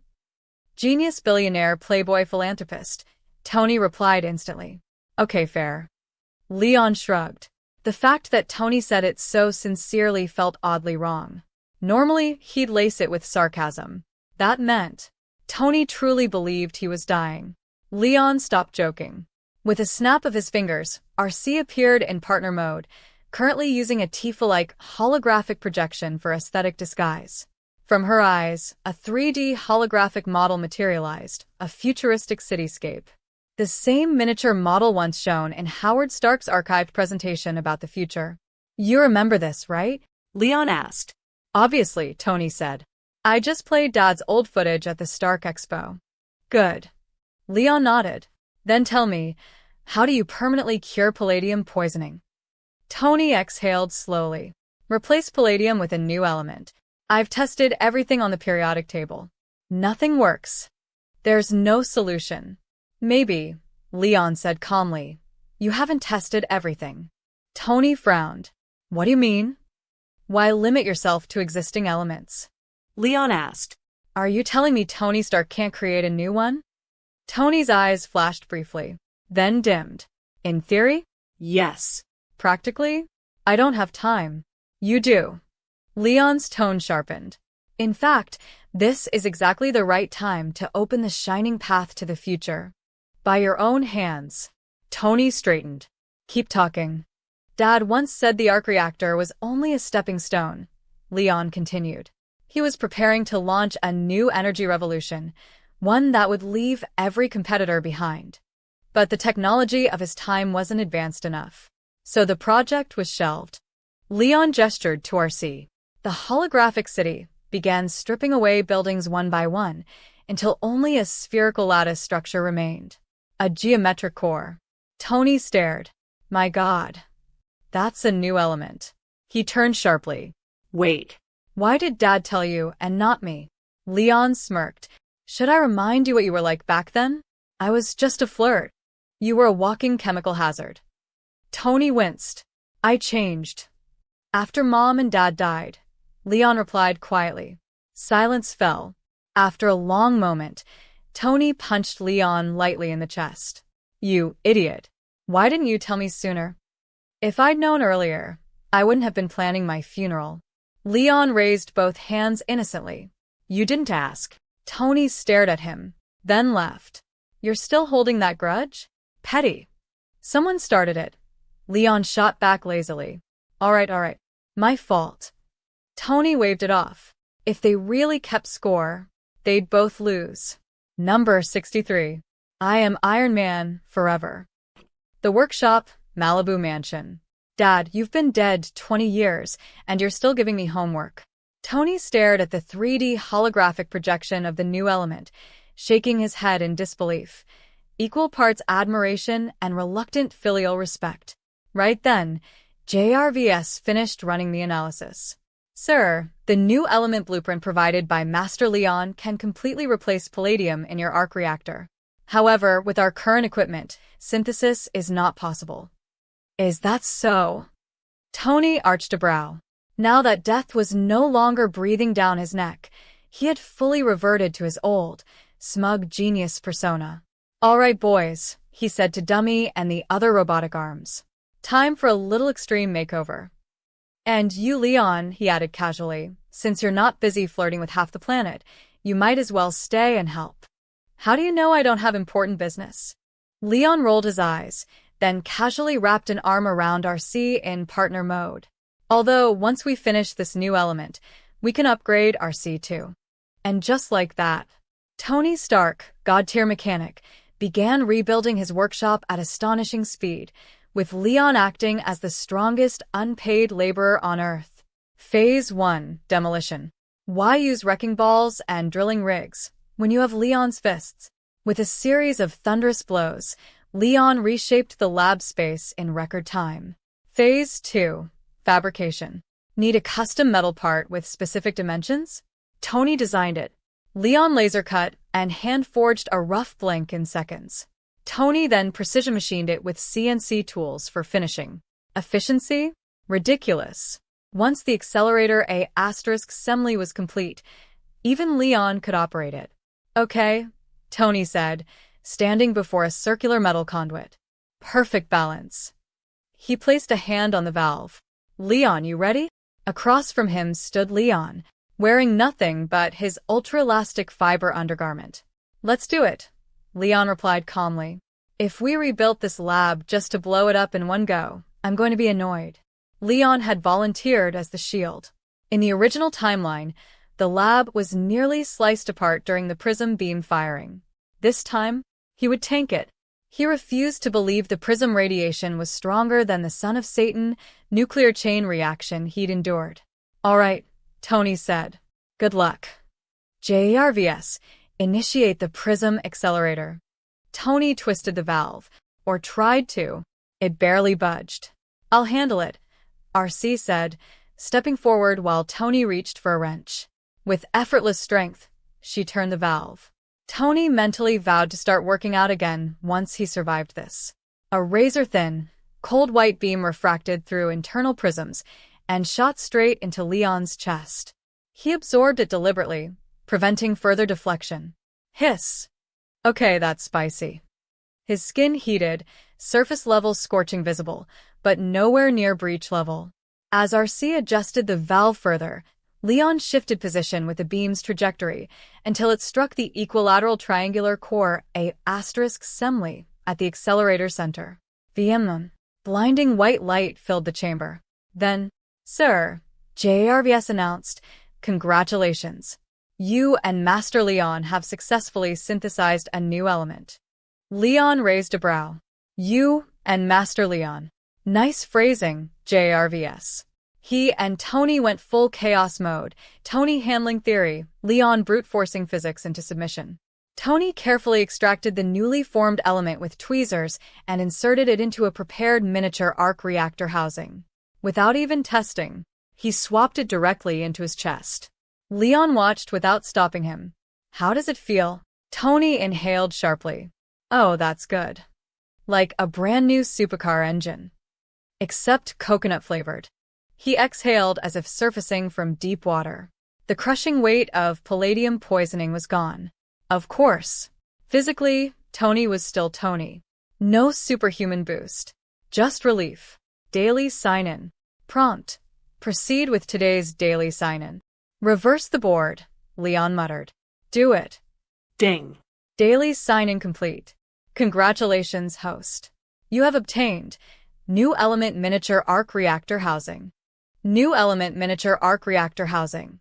A core casing perfectly compatible with any form of new element reactor.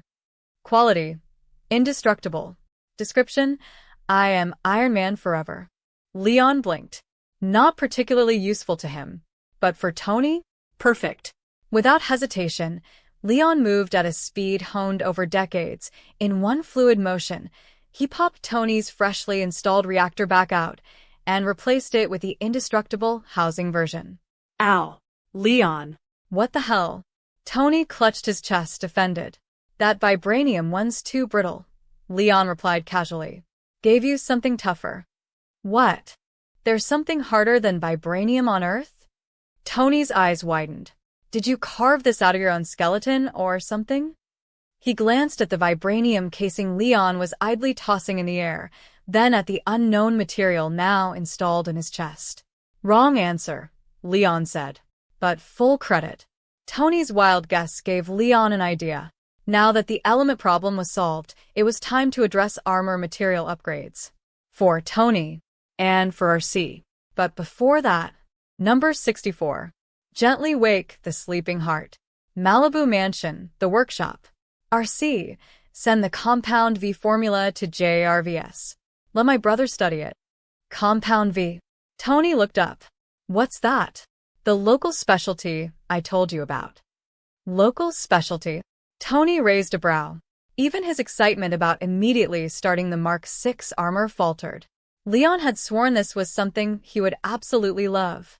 JRVS, project it. Now. Projection complete, sir. A cascade of molecular structures and biochemical formulas filled the air, so dense and intricate that Leon couldn't make heads or tails of it. Tony, however, fell silent almost instantly. Minutes later, he leaned back, stroking his chin. Well, Leon crossed his arms expectantly. Worth the hype? It's interesting, Tony admitted. Then his tone shifted. But it requires staged injections during infancy for permanent results. That's unacceptable. I'm not experimenting on babies. Second, power manifestation is wildly unstable. Adult injection has a near-total fatality rate. He lightly punched Leon's shoulder. Good thing you gave me the formula and not the finished product. Otherwise, this would count as attempted fratricide. Tony would never inject anything blindly, not now. The reckless phase had been fueled by a death sentence. Now that he had a future again, he wasn't about to gamble it away. Should I call Dr. Banner? Leon asked. No need. Tony waved dismissively.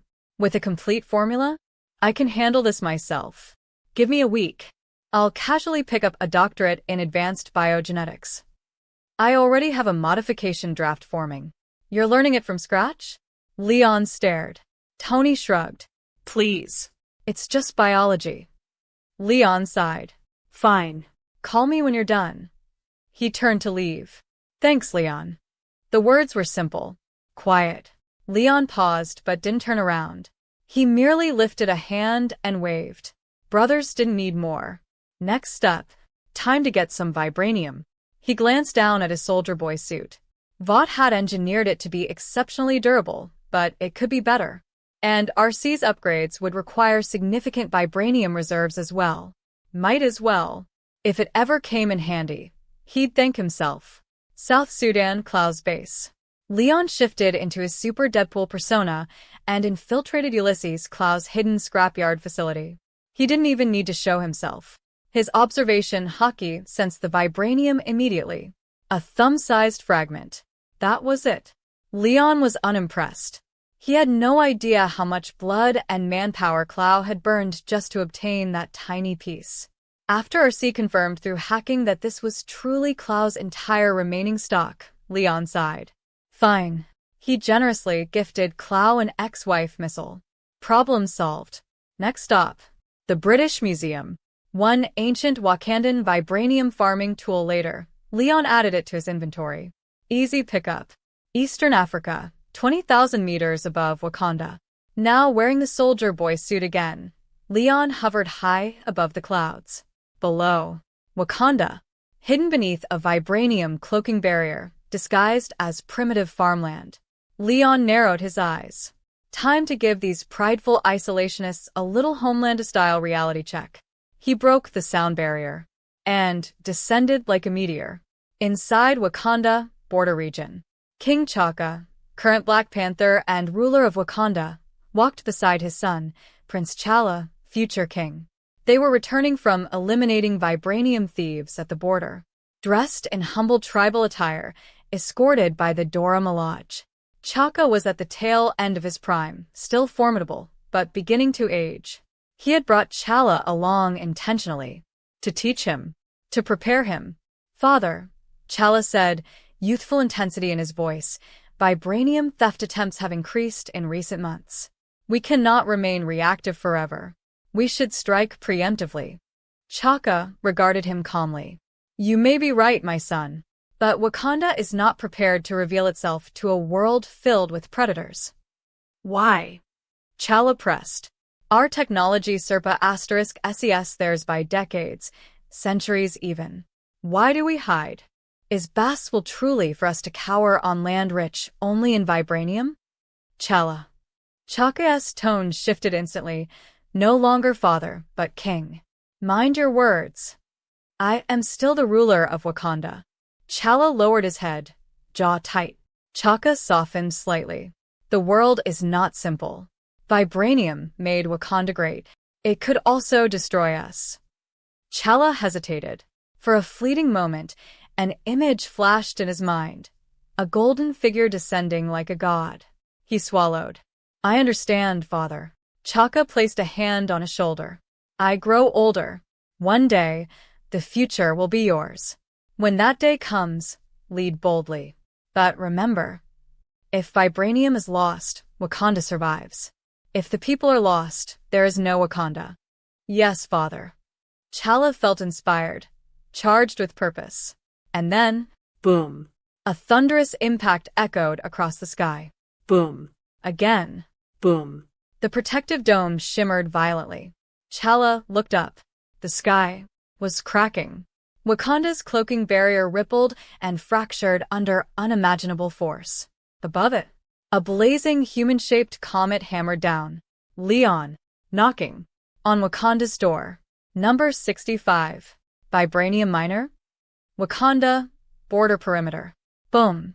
Under the stunned gaze of father and son, Leon shattered the fully powered vibranium shield in 3 punches, then landed in a textbook superhero pose right beside them.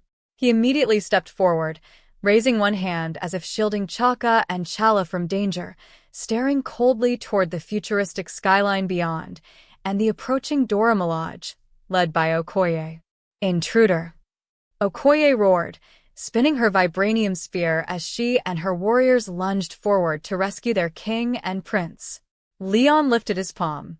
No hesitation. A single photonic shockwave blasted outward. The Dora Milaje were sent flying. Brutal. Efficient. To Leon, nearly everyone on Earth was fragile.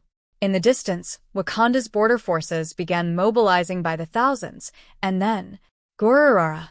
A thunderous, booming laugh echoed across the battlefield. The effective man, with his own BGM activated flawlessly. Every person, no matter how far, heard it as if it played directly in their ears. Then, Conqueror's Hockey. An invisible pressure swept across the land. Leon deliberately spared the Black Panther father and son behind him. Everyone else, soldiers, civilians, warriors, collapsed. Foam at the mouth, bodies twitching. Total suppression. Leon blinked. Wow. Conqueror's Hockey really was a crowd control cheat code. Leon turned slowly. T'Challa. My friends. He spread his arms dramatically. I never imagined Wakanda had already fallen so deeply to alien infiltration. Had I not personally come to purchase vibranium and accidentally discovered that your nation had been colonized by extraterrestrial technology, justice would have remained blind to this treachery. You've suffered enough. Your savior, Homelander, has arrived. Silence. T'Challa and T'Challa exchanged a glance. Were they supposed to thank him? T'Challa opened his mouth. Actually, Leon cut him off instantly. No need for gratitude. Let me eliminate these despicable invaders first. His eyes flared with golden heat vision. A sustained beam tore through the sky, shooting down a dozen approaching Wakandan aircraft. Alien ships, as he called them. A stray sweep even sliced off part of the Black Panther Palace's spire. Wait. Please hold. T'Challa and T'Challa panicked. They leapt upward simultaneously, each grabbing one of Leon's legs and dragging him back down from midair. Leon allowed it. Otherwise, he could have flown them all into orbit without slowing down. Why stop me? Leon asked, feigning righteous confusion. Your people are suffering. As a champion of justice, I must ring the drums of liberation. No. You misunderstand. T'Challa nearly lost royal composure entirely, hopping in agitation as he watched parts of Wakanda melt into slag. T'Challa suppressed both anger and laughter. This was absurd. Wakanda's isolationist policy had just backfired catastrophically. I was right. Wakanda cannot remain hidden forever. Today it's Homelander. Tomorrow, it could be someone worse. T'Challa joined his father in urgently explaining Wakanda's true situation. Vibranium mines, later. After what felt like an eternity of explanation, Leon finally stood inside Wakanda's vibranium mine. Maglev trains transported raw vibranium ore through glowing tunnels. Leon walked around casually, tapping surfaces, stepping onto machinery like he owned the place. Then he flew up to an exposed ore wall and dug his fingers in like slicing tofu. He pried out a chunk of dark purple, blue-glowing raw vibranium. Prompt: proceed with today's daily sign-in. I hear the echo of vibranium. Do it. Ding. Daily sign-in complete. Congratulations, host. You have obtained Vibranium Miner. Vibranium Miner.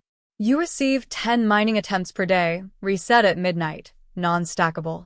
2 modes available. Auto mining. 90% chance, 1 kilogram vibranium. 9% chance, 10 kilograms. 0.9% chance, 100 kilograms.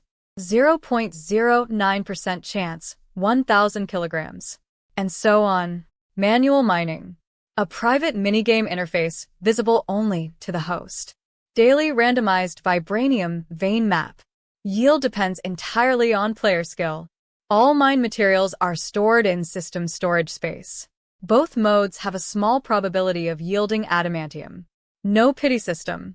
Final interpretation rights belong to the system. Do you trust your luck or your skill? Leon stared at the interface, then slowly grinned. Behind him, Chaka and T'Challa watched nervously as Leon casually pocketed vibranium like it was pocket change. Vibranium miner? He flexed his fingers thoughtfully. Wakanda had just become a renewable resource node. Number 66. The Gate of Babylon. Holy shit. Leon crushed the chunk of vibranium ore in his hand, eyes blazing with excitement. Wakanda really lived up to the hype. First visit, and he'd already hit a jackpot. But this wasn't just some vibranium miner skill. In Leon's mind, it translated into 4 glorious words: Gate of Babylon. System, he grinned. Give me a 10 pull. Let's see what you've got. Auto mining in progress. Only Leon could see the interface. Every second, a result flashed before him. Text and animation paired together like a loot opening sequence. 10 seconds later. Today's auto mining complete. Total yield: 18 kilograms vibranium plus 1,000 kilograms adamantium. You're not even pretending anymore, huh? 1,000 kilograms of adamantium. Straight to the vault. Though, honestly, the vibranium felt a little light. Leon turned back toward Chaka and T'Challa, who stood stiffly like guests in their own home. In a blur, Leon reappeared beside them from several hundred meters away. Chaka, T'Challa, my friends. This is incredible.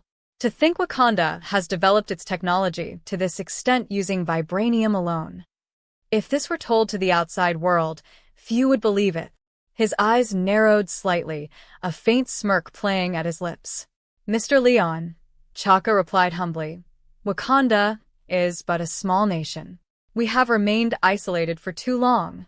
We are not yet ready to integrate with the outside world. Oh, Leon raised a brow. And what are you proposing? You came for vibranium, Chaka said solemnly. Wakanda is willing to provide you with a steady supply of refined raw vibranium, free of charge. In exchange, we ask only that you keep our secret. He bowed deeply. T'Challa opened his mouth to protest, but a single look from his father silenced him. Leon burst into laughter. Easy, easy. Chaka, you are my eternal friend. He helped the king upright. Their eyes met. 2 old foxes sealing an unspoken agreement. Only T'Challa remained confused. They had clearly suffered damage, so why was his father smiling? Why was he practically insisting on gifting vibranium? Leon hadn't even demanded it. A week in Wakanda. Chaka and T'Challa personally escorted Leon around Wakanda for over a week.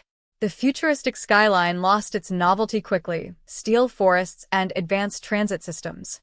Leon had little interest in Wakanda's outer natural beauty. He was scouting for sign and opportunities. The verdict? Nothing topped vibranium minor. Absolute S tier. At one point, Princess Shuri tried to join the tour, but Chaka firmly forbade it. A father's last line of defense. Leon almost laughed. First, Shuri was still underage. Second, her aesthetic profile simply didn't align with his preferences. Brilliant? Absolutely. His type? Absolutely not. Departure. At sunset, Leon soared into the sky, carrying a Ma**Civ vibranium-filled cargo container like a grocery basket. Chaka had also insisted he take 2 heart-shaped herbs. Leon hadn't even asked. The vibranium barrier opened briefly to let him *S, then sealed shut behind him. Only then did Chala voice what had been bothering him. Father, why give Leon Stark free vibranium? And even heart-shaped herbs? How is that not selling out our nation? Chaka placed a hand on his son's shoulder. As king, you must learn to see beyond appearances. Has your mother never taught you not to strike a smiling guest?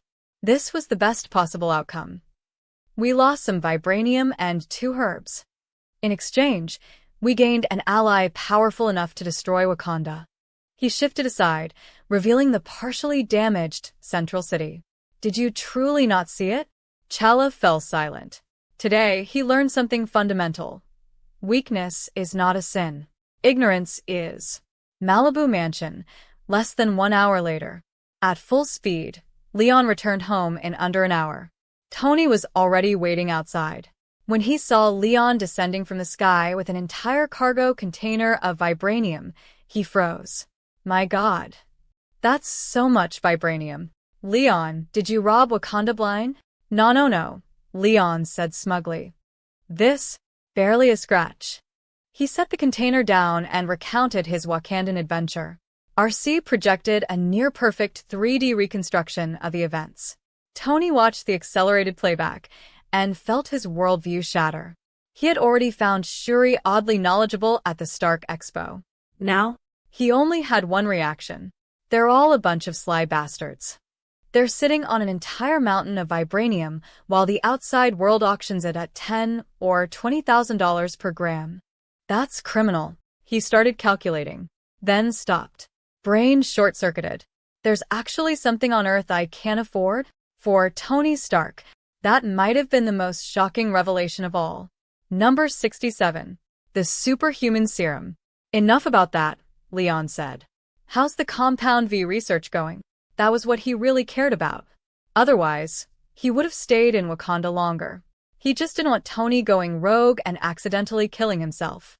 Biochemical experiments weren't like testing armored suits. You couldn't just brute force your way through mistakes. Tony smirked. Who do you think I am? He pulled Leon into the workshop and tossed him a vial of translucent, faintly blue serum. What's this?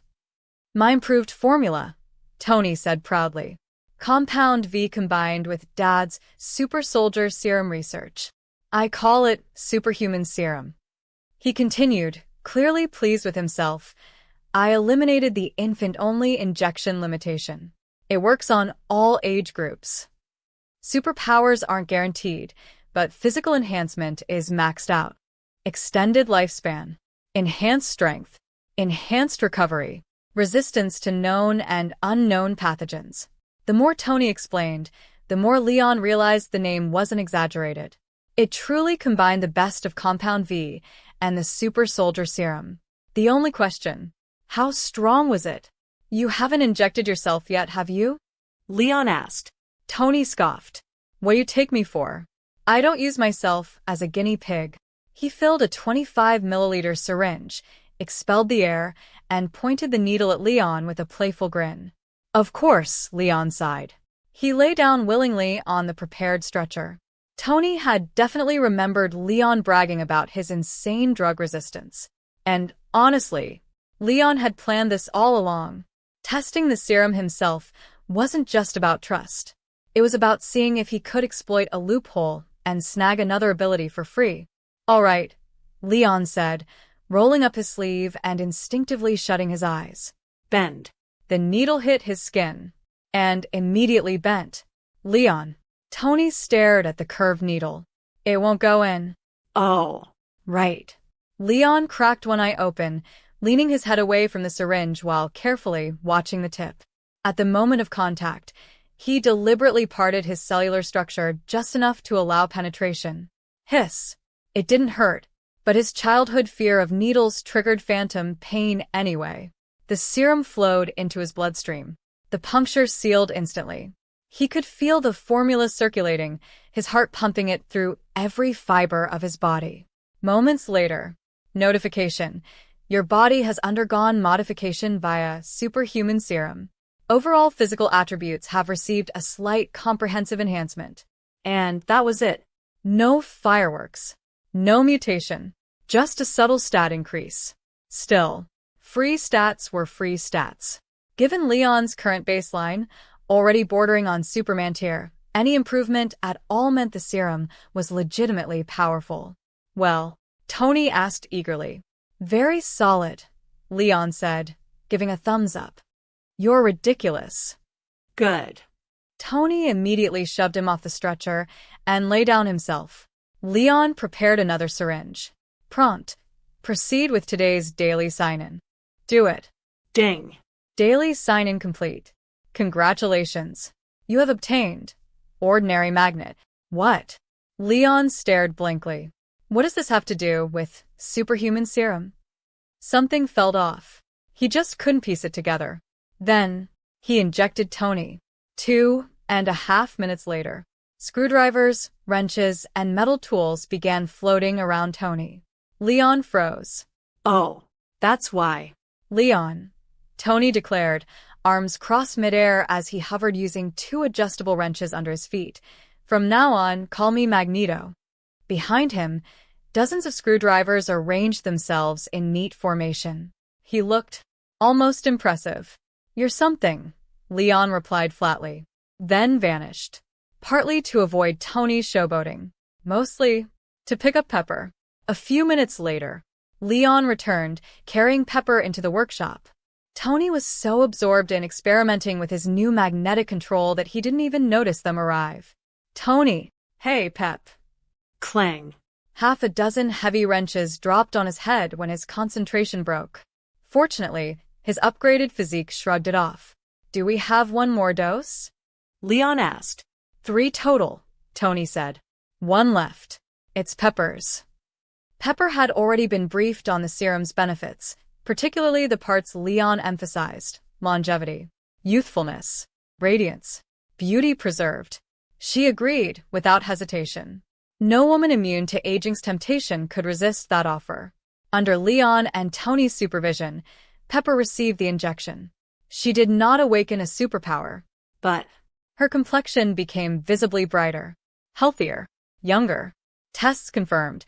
Her physical stats Serpa asterisk said Tony's. No flashy ability, but pure, overwhelming enhancement. In fact, she resembled a stable version of Queen Maeve. And her genetic longevity was genuine superhuman tier. They quickly realized how the serum functioned. Like stat allocation in an RPG. Baseline matters. Stronger individuals gain smaller relative percentage boosts, but the absolute gain is enormous. Weaker individuals gain larger percentage boosts, but the total output is lower. For example, if Tony and Pepper both gained a 1000% enhancement, Leon might have gained less than 1%. Yet that 1% might outweigh their total gains combined. Specifically, Tony allocated roughly 300% into physical enhancement and 700% into superpower awakening, magnetic manipulation. Pepper allocated 1000% into physical enhancement. Result? Pepper physically outclaw asterisk, said Tony. Poor Tony. From now on, he might not always be the dominant one in the relationship. Number 68. RC's new body. Pepper still had a mountain of company matters to handle and no intention of becoming a superhero. After her injection, Leon personally escorted her back to Stark Tower. Back at the Malibu workshop, Leon turned to Tony. So, what's the production rate on the superhuman serum? That, Tony said, pulling up a Ma**sieve holographic wall of molecular equations, is exactly what I was about to explain.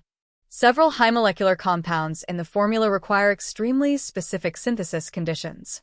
There's a luck component involved. The fact that I successfully produced 3 doses on my first run? That was basically divine favor. Unlike the super soldier serum, this is not something we can produce. Leon nodded. That's fine. Actually, that's better.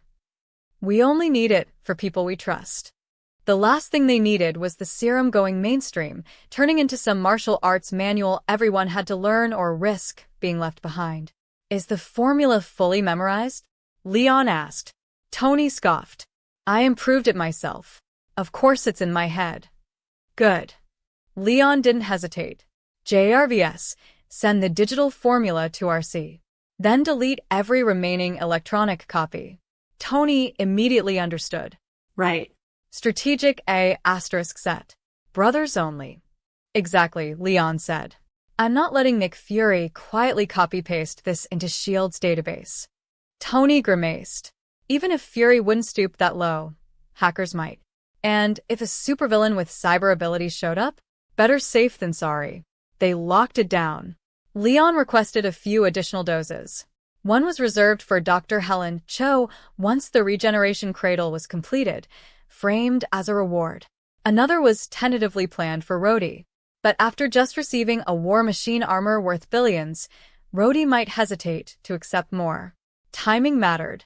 As for the others, Leon and most of them were still in the casual category. Heart before serum. RC's upgrade. Now. The real project began. When Leon culled 1,000 kilograms of unshaped adamantium from system storage, even through the faint blue system barrier, Tony's eyes locked onto the liquid silver metal instantly. That's not normal. When Leon explained that adamantium was harder than vibranium, Tony immediately tried to claim it for the Mark VI armor. Denied. Why? Tony looked personally betrayed. These are for RC, Leon explained. Your armor materials are handled separately. Tony switched expressions instantly. Ah. That's fine then. The emotional whiplash was incredible. Tony redesigned RC's propulsion systems around the new element. Leon, *cyst by JRVS and Dummy S robotic siblings, forged precision molds according to Tony's schematics. If Tony had better mastery of his magnetic powers, he could have shaped the adamantium directly. But he wasn't there yet. Soon, all heart component molds were ready. Tony stepped forward dramatically. With a conductor's flourish, he raised his hands. Liquid adamantium separated from the system's protective field and levitated. It portioned itself precisely into mold allocations. Tony glanced smugly at Leon. Impressed yet? Hurry up, Leon said dryly. It's solidifying. Sure enough, the liquid metal was thickening, transitioning toward its near-indestructible state. Tony refocused. Streams of liquid adamantium poured into molds, cooling within moments into permanent, unbreakable structural components. These are just the rigid frame and armor, Tony said. What about flexible components? Tires? Joints? Vibranium, Leon replied. Manufactured via the regeneration cradle, programmable, adaptable. The production was already underway in Leon's lower workshop. RC appears. The elevator opened. RC stepped out in partner mode. Thank you, Tony. She bowed formally. Tony blinked. Did she just? You heard correctly, RC confirmed sweetly. Leon's brother. She winked at Leon as she said. Leon silently zipped his lips. Tony deflated. I must have imagined it. Leon helped move the components into his private workshop. But before long, he was kicked out. Because instead of *sisting efficiently, he kept touching parts unnecessarily. Productivity suffered. Reluctantly, Leon returned upstairs to help Tony finish the Mark VI. The designs were complete. Only materials remained. Leon stepped forward. He shifted his body. From right shoulder to fingertips, flesh receded, revealing gleaming, living adamantium skeleton. Whoa, whoa, whoa. Tony shouted. I was joking before. I'm not. Leon calmly disconnected his right arm at the joint. No struggle. No hesitation. The tendons retracted cleanly, at his will. He handed over the adamantium skeletal structure. This is the strongest regenerative material on Earth. And it was always meant for your armor. Tony stared at it. Then at Leon. No more theatrics. No more protest. Yeah, he said quietly. Brothers. They both knew the rest. Number 69. RC. Leon, I am ready. Do you want to? Very quickly. With Leon's active control and rapid regeneration, the Mark VI armor, forged from living adamantium, was completed. Tony stood before it in silence for a moment. The new element reactor pulsed softly in his chest. With Leon's help, he chose to put the armor on manually, piece by piece. He could have activated automatic assembly, but this one was different. This was built from his brother's bones. He wanted the ceremony. Leon didn't argue. How does it feel? Leon asked after watching Tony move through a few test motions. A little heavy, Tony admitted. If the ultralight Mark V had felt like wearing a t-shirt, the adamantium Mark VI felt like a thick leather jacket. He'd need time to adapt. But it was worth it. The defense alone meant he could push his limits harder than ever before. Want to take it outside? Leon tilted his head toward the Pacific. Tony didn't answer. He just launched. No warning. No countdown. Unethical early start. Leon grinned and shattered the sound barrier instantly. He overtook Tony within seconds, and from behind, delivered a merciless punch. Boom. A wall of seawater erupted 100 meters into the sky. Leon hovered above the ocean, unmoving, as torrents of water cascaded around him, diverted by an invisible field before touching his body. 10 seconds later, Tony burst out of the ocean like a drunk missile, spiraling once before stabilizing. Were you trying to kill me? Tony shouted, flying up to punch Leon's chest. Defense test, Leon replied innocently. The armor's backplate bore no visible damage. That punch had been serious. Leon's skeletal durability was even beyond what he'd summed. With the Mark VI's new material, combined with Tony's enhanced physiology and magnetic manipulation, Tony was leagues above his previous self. Leon could travel the world with far fewer worries now. In terms of firepower and speed, the Mark VI wasn't dramatically stronger than the original timeline version. But defensively, this was an overwhelming upgrade.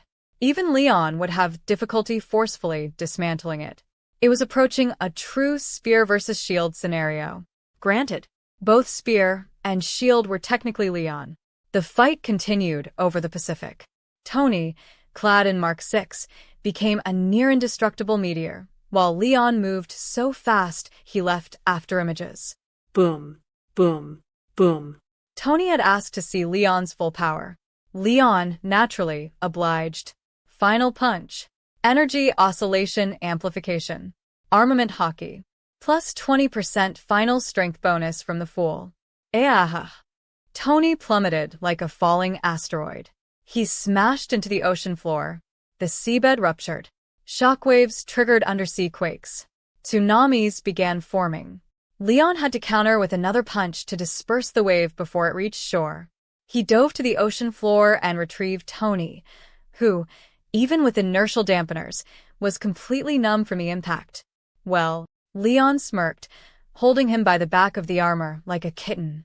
Why you win, Tony muttered. Highest praise between brothers. Then he fainted. Oops, Leon said lightly. Might have gone a little overboard. He checked the armor. There was a visible dent in the chest plate from that final blow. Leon ran his hand over it. The dent disappeared. Scratches vanished. The surface returned to pristine brilliance. Living adamantium, not only near indestructible, but highly resilient. System-produced materials truly were outrageous. Using your little brother's skeleton for armor? Unmatched efficiency. As someone once said, when magnetic fields are invincible, extra bone plates are extra lives. Meanwhile, Leon's Bluetooth earpiece crackled. RC's voice came through, softer than usual. A hint of hesitation. Leon, I'm ready. Do you want to? Boom. Before she could finish, a streak of light tore across the sky. Leon had already broken the sound barrier, accelerating toward the Malibu mansion. The sonic boom swallowed the rest of her sentence. Number 70. Steel must be forged strong. Never pray for your enemy to weaken. Leon returned to the Malibu mansion in an instant. After handing the unconscious Tony over to Dummy for monitoring, he rushed downstairs into Leon's private workshop without hesitation. The door slid open. At the center of the room stood a newly completed jet glider form, sleek silver throughout, accented with black-violet detailing. Resting on the rider's seat was Leon's upgraded soldier boy suit, now fully reworked with woven vibranium fibers. Bang. The blast-proof alloy door sealed shut behind him. Within seconds, Leon had stripped down to nothing but his super-elastic fiber briefs and appeared beside RC in vehicle mode. He tested the vibranium suit first. If adamantium had been suitable for flexible wear, and if the system allowed him to store himself, he would absolutely have commissioned a living adamantium bodysuit. Unfortunately, adamantium was perfect for armor, not clothing. And no fabric was tougher than Leon's own body anyway. Even with his biofield protection, human nature was human nature. More was always better. Adamantium excelled at pure hardness, ideal for close combat weapons like Wolverine's claws. Vibranium, however, with comparable durability and energy absorption properties, was far better for external defense and fabric integration. As for vibranium's sonic vulnerability, his biofield had already filed that under resolved. Leon wanted something he could put on and take off instantly. Yes, he could morph clothing from his own cells via super regeneration, but that felt too close to being naked. Unless absolutely necessary, he preferred not to. After testing the fit, he stored the vibranium suit in his system space. Then, still in briefs, he mounted RC. As his fingers traced across her new cha asterisk, sis like playing a piano, the temperature in the room rose. Her engine responded with a low, restless hum. Leon. RC. Partner mode. Business first. With a series of smooth mechanical transformations, she shifted forms. Rigid components softened where appropriate. Then, vibranium nanomolecules flowed outward from within her frame, coating her entirely. They formed a flawless biosynthetic skin layer. Every strand of hair, every subtle expression, perfectly rendered. She stood before him, in Tifa's likeness. But this time, not holographic, not projected. Solid. Real. And consistent with partner mode's default configuration, she was wearing absolutely nothing. Leon froze. Why change? He asked, clearing his throat. You looked great before. Should I change back? She asked sweetly, pink eyes glimmering as he lifted her in a princess carry. No need. You've already changed. We'll go with this. Leon followed his instincts. The future was long. There would be time for every variation. His habit had always been the same. The rarer the delicacy, the slower he preferred to savor it. And so, when flowers bloom, pluck them. Meanwhile, when Tony regained consciousness, he wisely chose not to interrupt. After briefly attempting to magnetically manipulate the adamantium Mark VI, without success, he pivoted immediately. He applied a vibranium coating layer over the armor instead. That changed everything. Now. Magnetic flight, assistance. Mid-air acceleration boosts. Self-repair of surface damage. With vibranium's energy absorption added to an already absurd defensive platform, Mark VI entered another tier. Under Tony's magnetic control, sonic destabilization and impact fracturing became non-issues. If damaged, he could simply redistribute and reseal the material. Leon had erased Tony's insufficient firepower anxiety. But insufficient defense anxiety? That one was emerging fast. After all, if you faced someone like Leon, your genius strategy wouldn't matter if you were flattened in one slap. Sir, JRVS interrupted. Miss Potts requests your presence at the company. Copy, Tony replied. JRVS, bring the Kararu. He paused. looked at the Mark 6. Actually, never mind. Faster, safer, and far more impressive. With a new toy in hand, Tony wanted the world to see it. If Leon hadn't vetoed the idea of installing a waste filtration system inside the armor, Tony would absolutely have demonstrated restroom functionality mid-flight. Justin Hammer happened to glance through a telescope at the exact moment Tony landed atop Stark Tower. His face twitched. Shit. He changed suits again? No one studies you more closely than your rival. Hammer instantly recognized that this was a Mark IV or V. Didn't he used to rotate women slower than this? He muttered. His assistant replied calmly. With respect, sir, Tony Stark's historical peak partner rotation was 1 every 2 hours, for an entire week. His armor development cycle averages once every 2.5 months. It is statistically slower. Is that what I asked? Hammer exploded. He hurled the telescope. It smashed against his assistant's forehead. Blood ran down. The man smiled professionally. Fix this. If Leon Stark is untouchable, fine. I accept that. But if you can't handle Tony Stark, a regular human in a metal shell, then you might as well eliminate yourself. Failure. His assistant adjusted his GLA*SAS. Sir, Tony Stark may lack invulnerable physiology, but he does possess powered armor. Hammer snarled. Then attack him when he's not wearing it. What do I pay you for? He was unraveling. Stark Industries had shut down weapons manufacturing. Hammer Industries should have dominated the market. Stark pivoted to clean energy. It should have collapsed.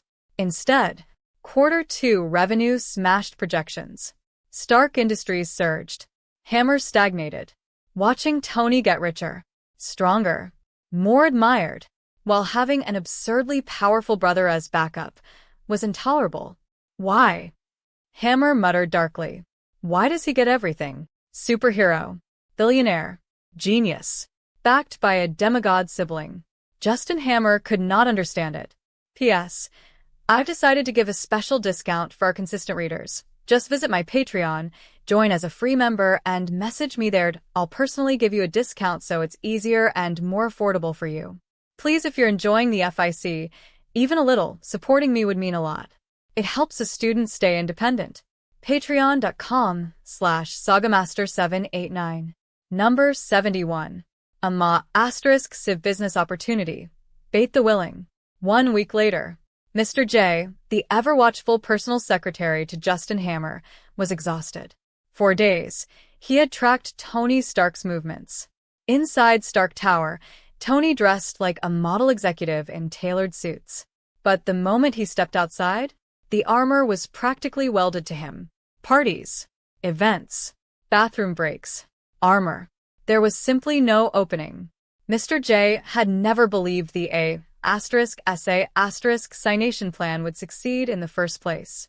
But his boss had lost all rationality and demanded results. So here they were. At this rate, Tony Stark wouldn't be the one getting killed. The hired sins, who only got paid upon mission completion, might eliminate Mr. J first for stalling. Fortunately, patience paid off. Today, an opportunity appeared. JRVS. All targets locked.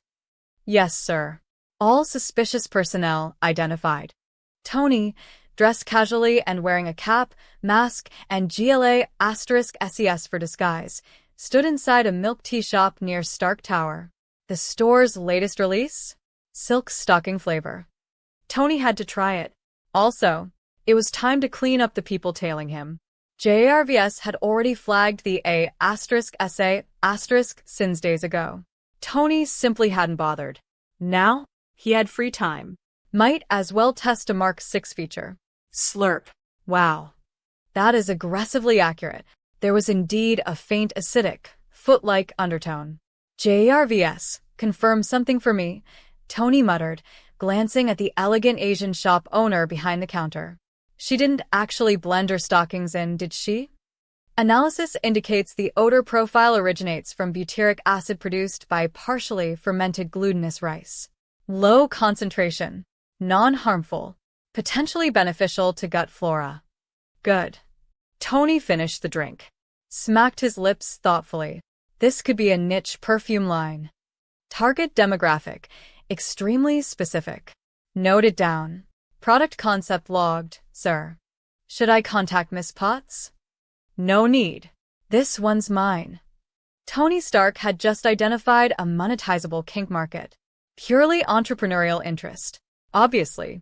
After a second cup for research, Tony wandered through side streets.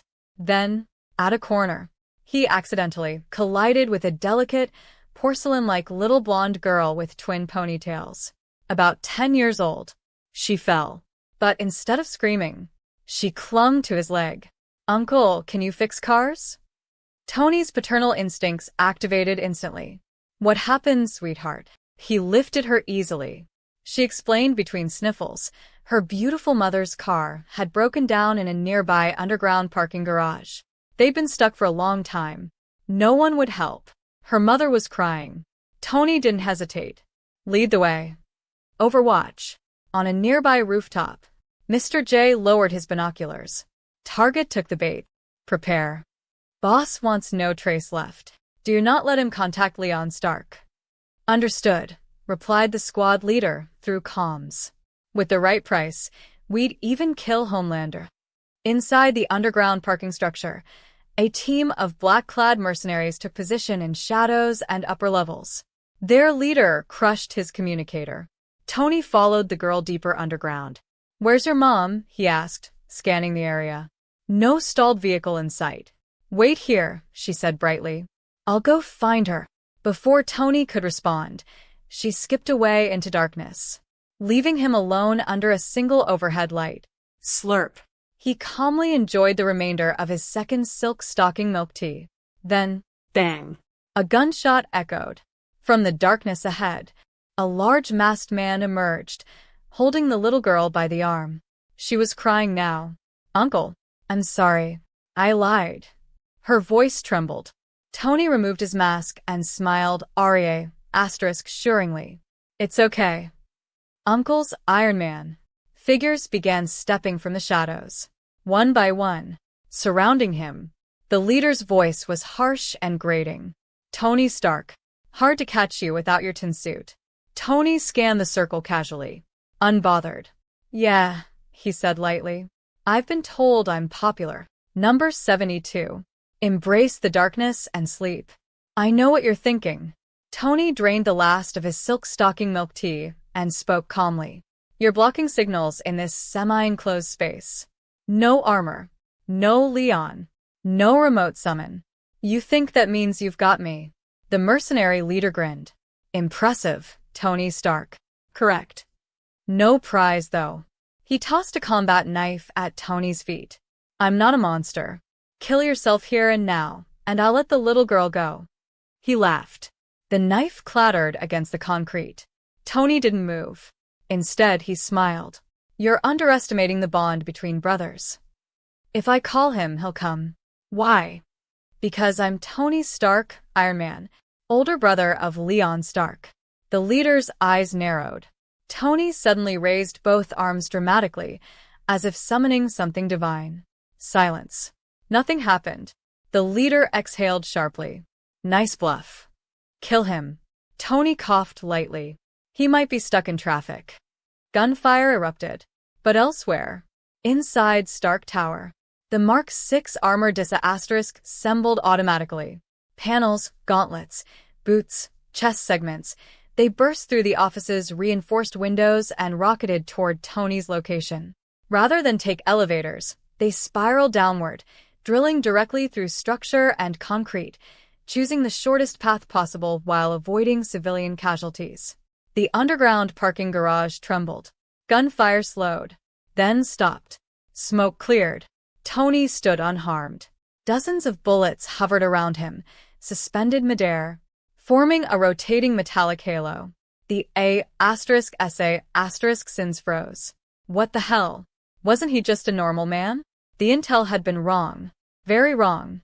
Above, the ceiling exploded. Armor components punched through reinforced concrete and converged instantly around Tony. He grinned. Missed you. Piece by piece. The Mark 6A asterisk sembled over him in midair. The mercenaries had heavier weapons, but the spectacle paralyzed them. When the helmets sealed, death arrived. JRVS, lock all targets. Confirmed, sir. Tony flipped upside down midair, spinning. From both wrists, twin crimson energy beams flashed outward. Clean.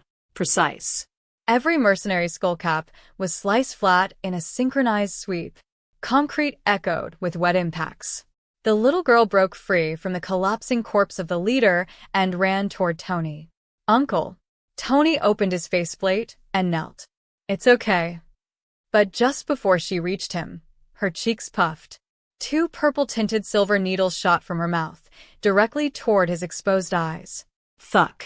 Thuck. Tony's head jerked backward. The girl leapt into his armored chest. Uncle, are you cold? Let me warm you. Her smile was innocent. Perfect. Tony slowly straightened his head. The 2 needles hovered in midair, exactly 2.5 centimeters from his eyes, suspended.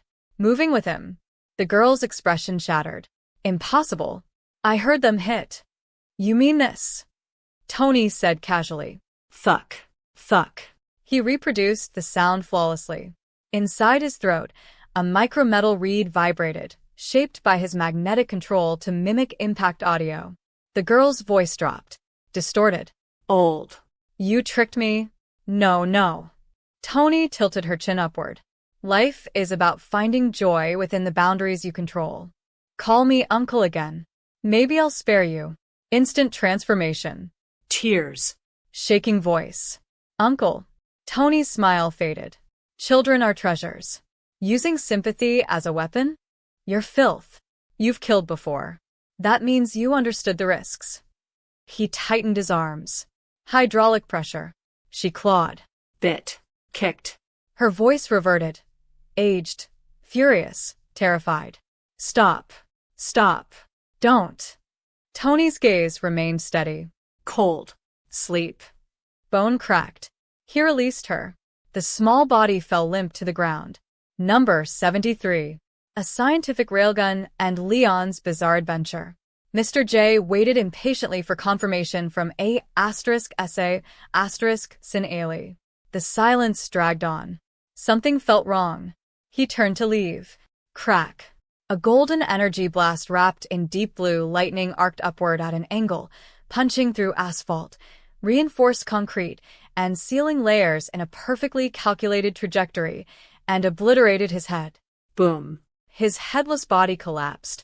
Through the slanted tunnel carved by the shot, one could see all the way down to the underground parking garage, where Tony Stark stood, casually flipping a $1 coin between his fingers.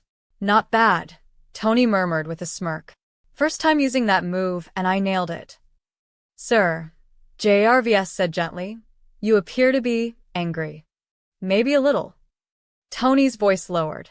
If she hadn't targeted me, if it had been Pepper. If Pepper hadn't taken the superhuman serum, he exhaled slowly. Leon was right. Sometimes you don't leave space for evil to grow. You crush it completely.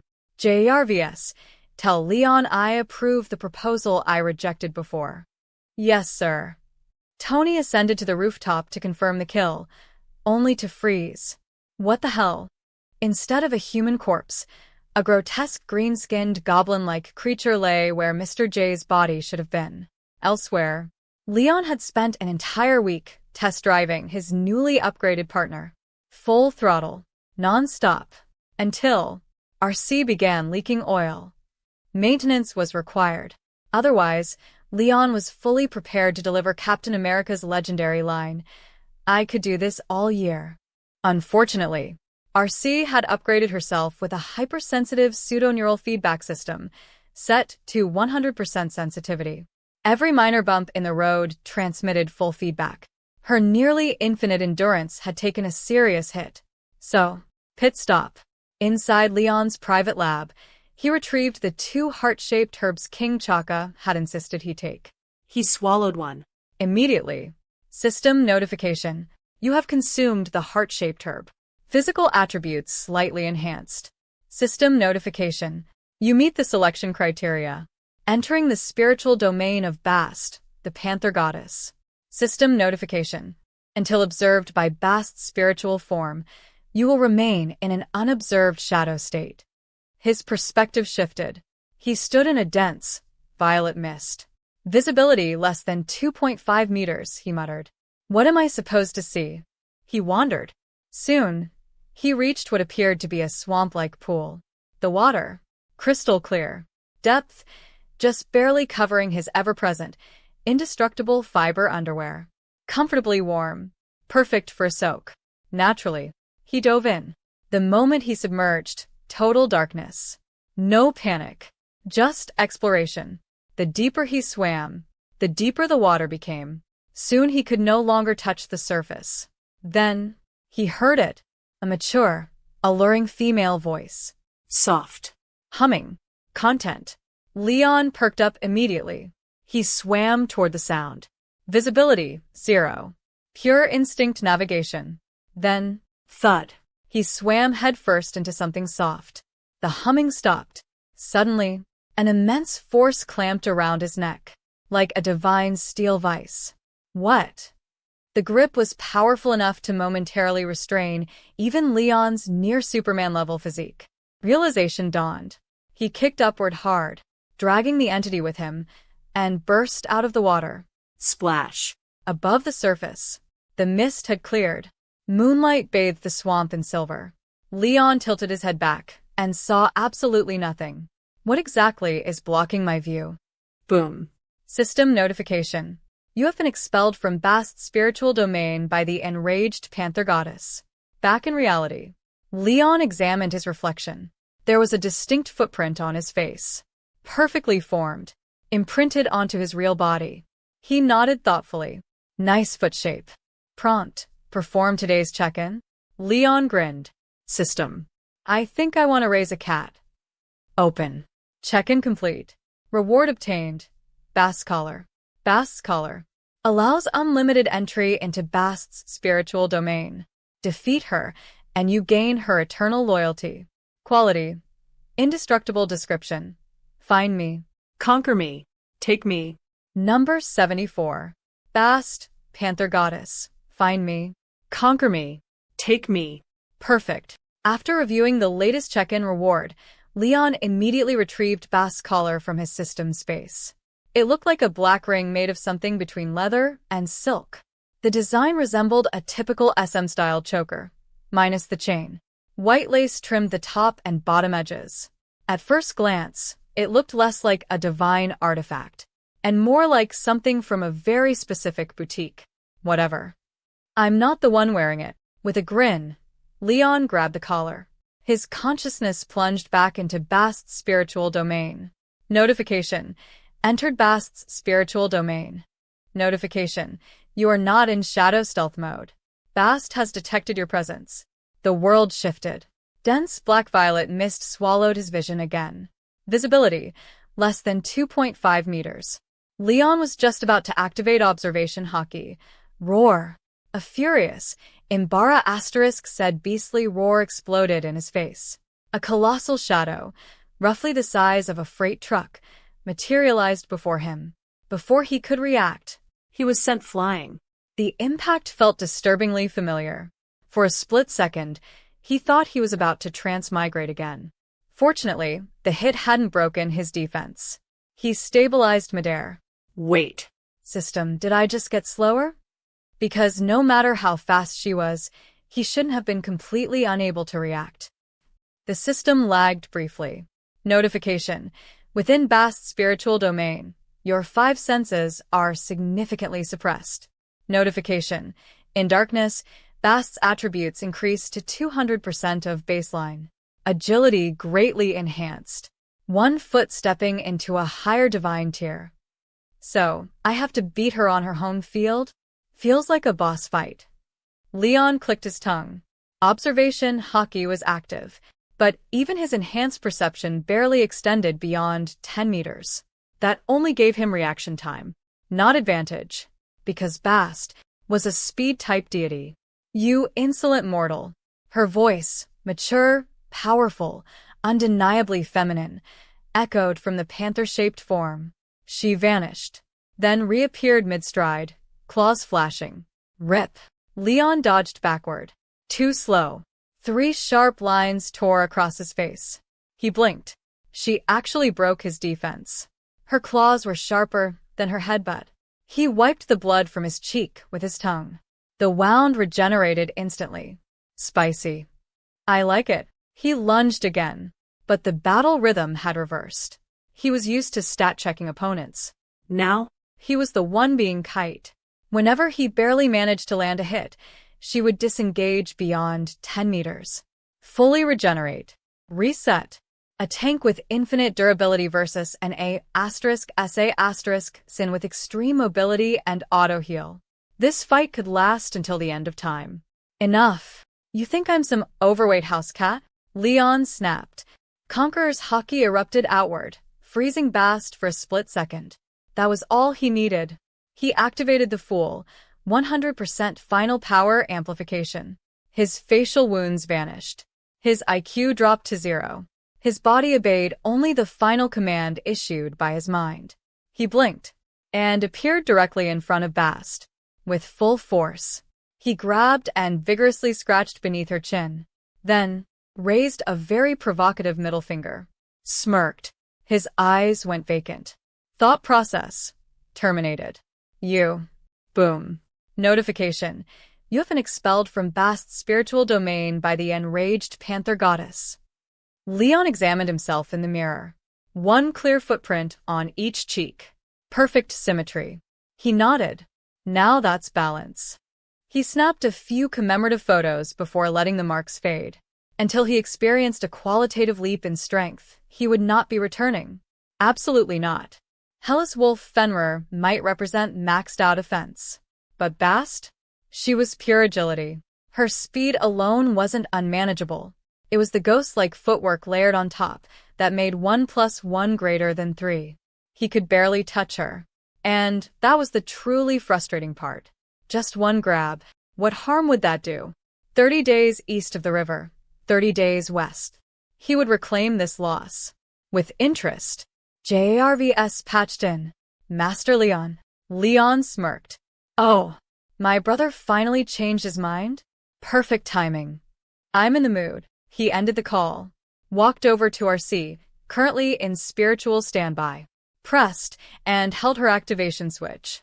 Moments later, he was manually riding motorcycle mode RC towards Stark Tower. After all, what's the point of a new ride if you don't show it off? Leon drives. Leon enjoys driving. Leon will keep driving. Number 75. Tony shudders. The biomagnetic field. Stark Tower. Tony's office. MRJ, officially Justin Hammer's secretary. In reality, a failed product of his private super soldier program. He didn't gain superhuman physical enhancement. Instead, he lost most of his human sensory functions. Tony shared the intelligence he had gathered with Leon, who had arrived almost immediately. Leon looked at the headless, green-skinned corpse encased in metal plating.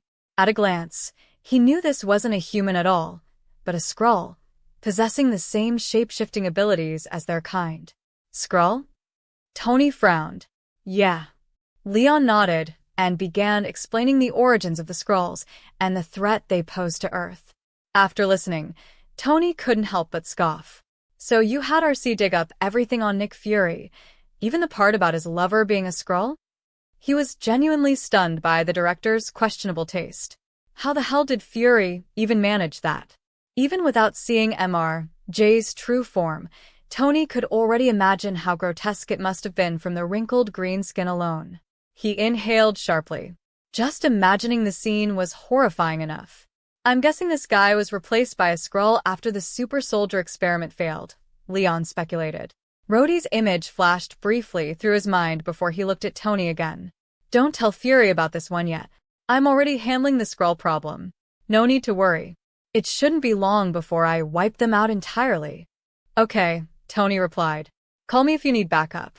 If even Justin Hammer's secretary could be replaced, Tony had no intention of waking up tomorrow next to a Skrull disguised as a swimsuit model. Same disgust, same reasoning. Truly brothers. You can use the body to develop a Skrull detection protocol, Leon added, gesturing upward meaningfully. A little preventative measure. I'll need it later. Easy. I can have something by tomorrow, Tony said casually. Then his eyes narrowed toward the distant outline of Hammer Tower. But tonight's agenda is something else. Night. Malibu Coast. But not Tony's mansion. Justin Hammer had replicated it. Not just the Iron Man armor, he'd even imitated Tony's beachfront layout. At this point, obsession was putting it mildly. Inside his villa, Justin Hammer paced anxiously. No updates from MRJ. No answer on the phone.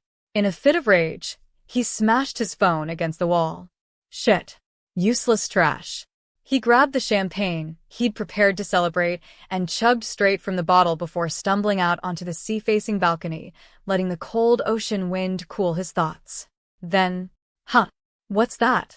A golden streak appeared on the horizon. At first, he thought it was alcohol messing with his vision, until the meteor brightened and crossed from one end of the horizon to the other in the blink of an eye. Hammer jolted upright. Oh no! Is it coming for me? Before he could finish. Boom. The balcony exploded into debris. Hammer felt the world spin violently before a sieve hand clamped around his throat and lifted him into the air. Nice. Looks like I win again, big bro.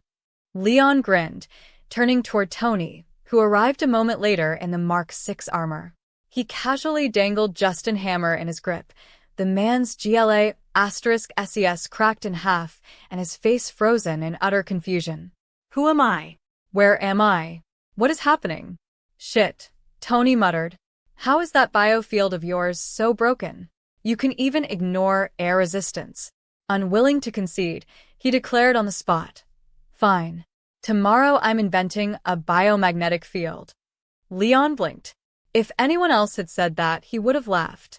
But if Tony Stark, cursed by genius, said it, then it was only a matter of time. You're insane. Leon gave Tony an encouraging middle finger before tossing Hammer into the villa's main hall. Tony lifted his faceplate, and the brothers flanked their prey. Identical smiles. Warm. Infectious. Terrifying. Hey, Justin, Leon said pleasantly. Homelander and Iron Man are here to offer humanitarian assistance. Honestly, Hammer, Tony added casually, you must be pretty important to get both of us. Then, almost kindly, any last words? Hammer trembled uncontrollably. He knew exactly why they were here. The shadow of death loomed over him. With shaking fingers, he adjusted his GLA*SES and forced himself to meet Leon's faintly glowing golden eyes. My house is covered in surveillance, he stammered. It's live streaming internally right now. You care about your reputation, don't you? He swallowed hard. He knew Homelander valued public image above all else. Leon and Tony exchanged a glance. Tony shrugged. Leon turned back, his smile growing brighter, warmer, almost radiant. Is that so? I think you're standing in radiation and don't even realize it. Leon smiled. In the next instant, without even fully charging his chest beam, just the initial ignition, Justin Hammer was reduced to a charred human silhouette. As for the surveillance system he mentioned, it had already been quietly neutralized by Leon's radiation output long before. Not a Skrull, Tony noted thoughtfully. So they're not bold enough to impersonate high-profile public figures yet. Justin Hammer is still the CEO of a major defense contractor, Leon said seriously. This is a big deal. I'll drop by S.H.I.E.L.D. headquarters and file a report with Fury. Tony smirked. Since when are you so respectful to Nick Fury? Filing a report, huh? Sounds more like you're going there to flirt. So? Who is it this time? Fury's deputy. Level 9 agent. Oh. Her. Tony raised a brow, immediately knowing who Leon meant. Go on then. As long as you don't cause fatalities, do whatever you want. Yes, sir. Leon snapped a crisp salute, then shot straight into the sky. The ground beneath him fractured into a sieve spiderweb crater. Tony coughed violently as dust filled the air. Cough, cough. That brat. Was that intentional? He stared at the smoking crater. Biomagnetic field development just moved to top priority. Tony Stark did not enjoy eating dust, not even if it was from his own brother. Part 3 is end here. Please subscribe and like this video. Press bell icon for next part. Thanks.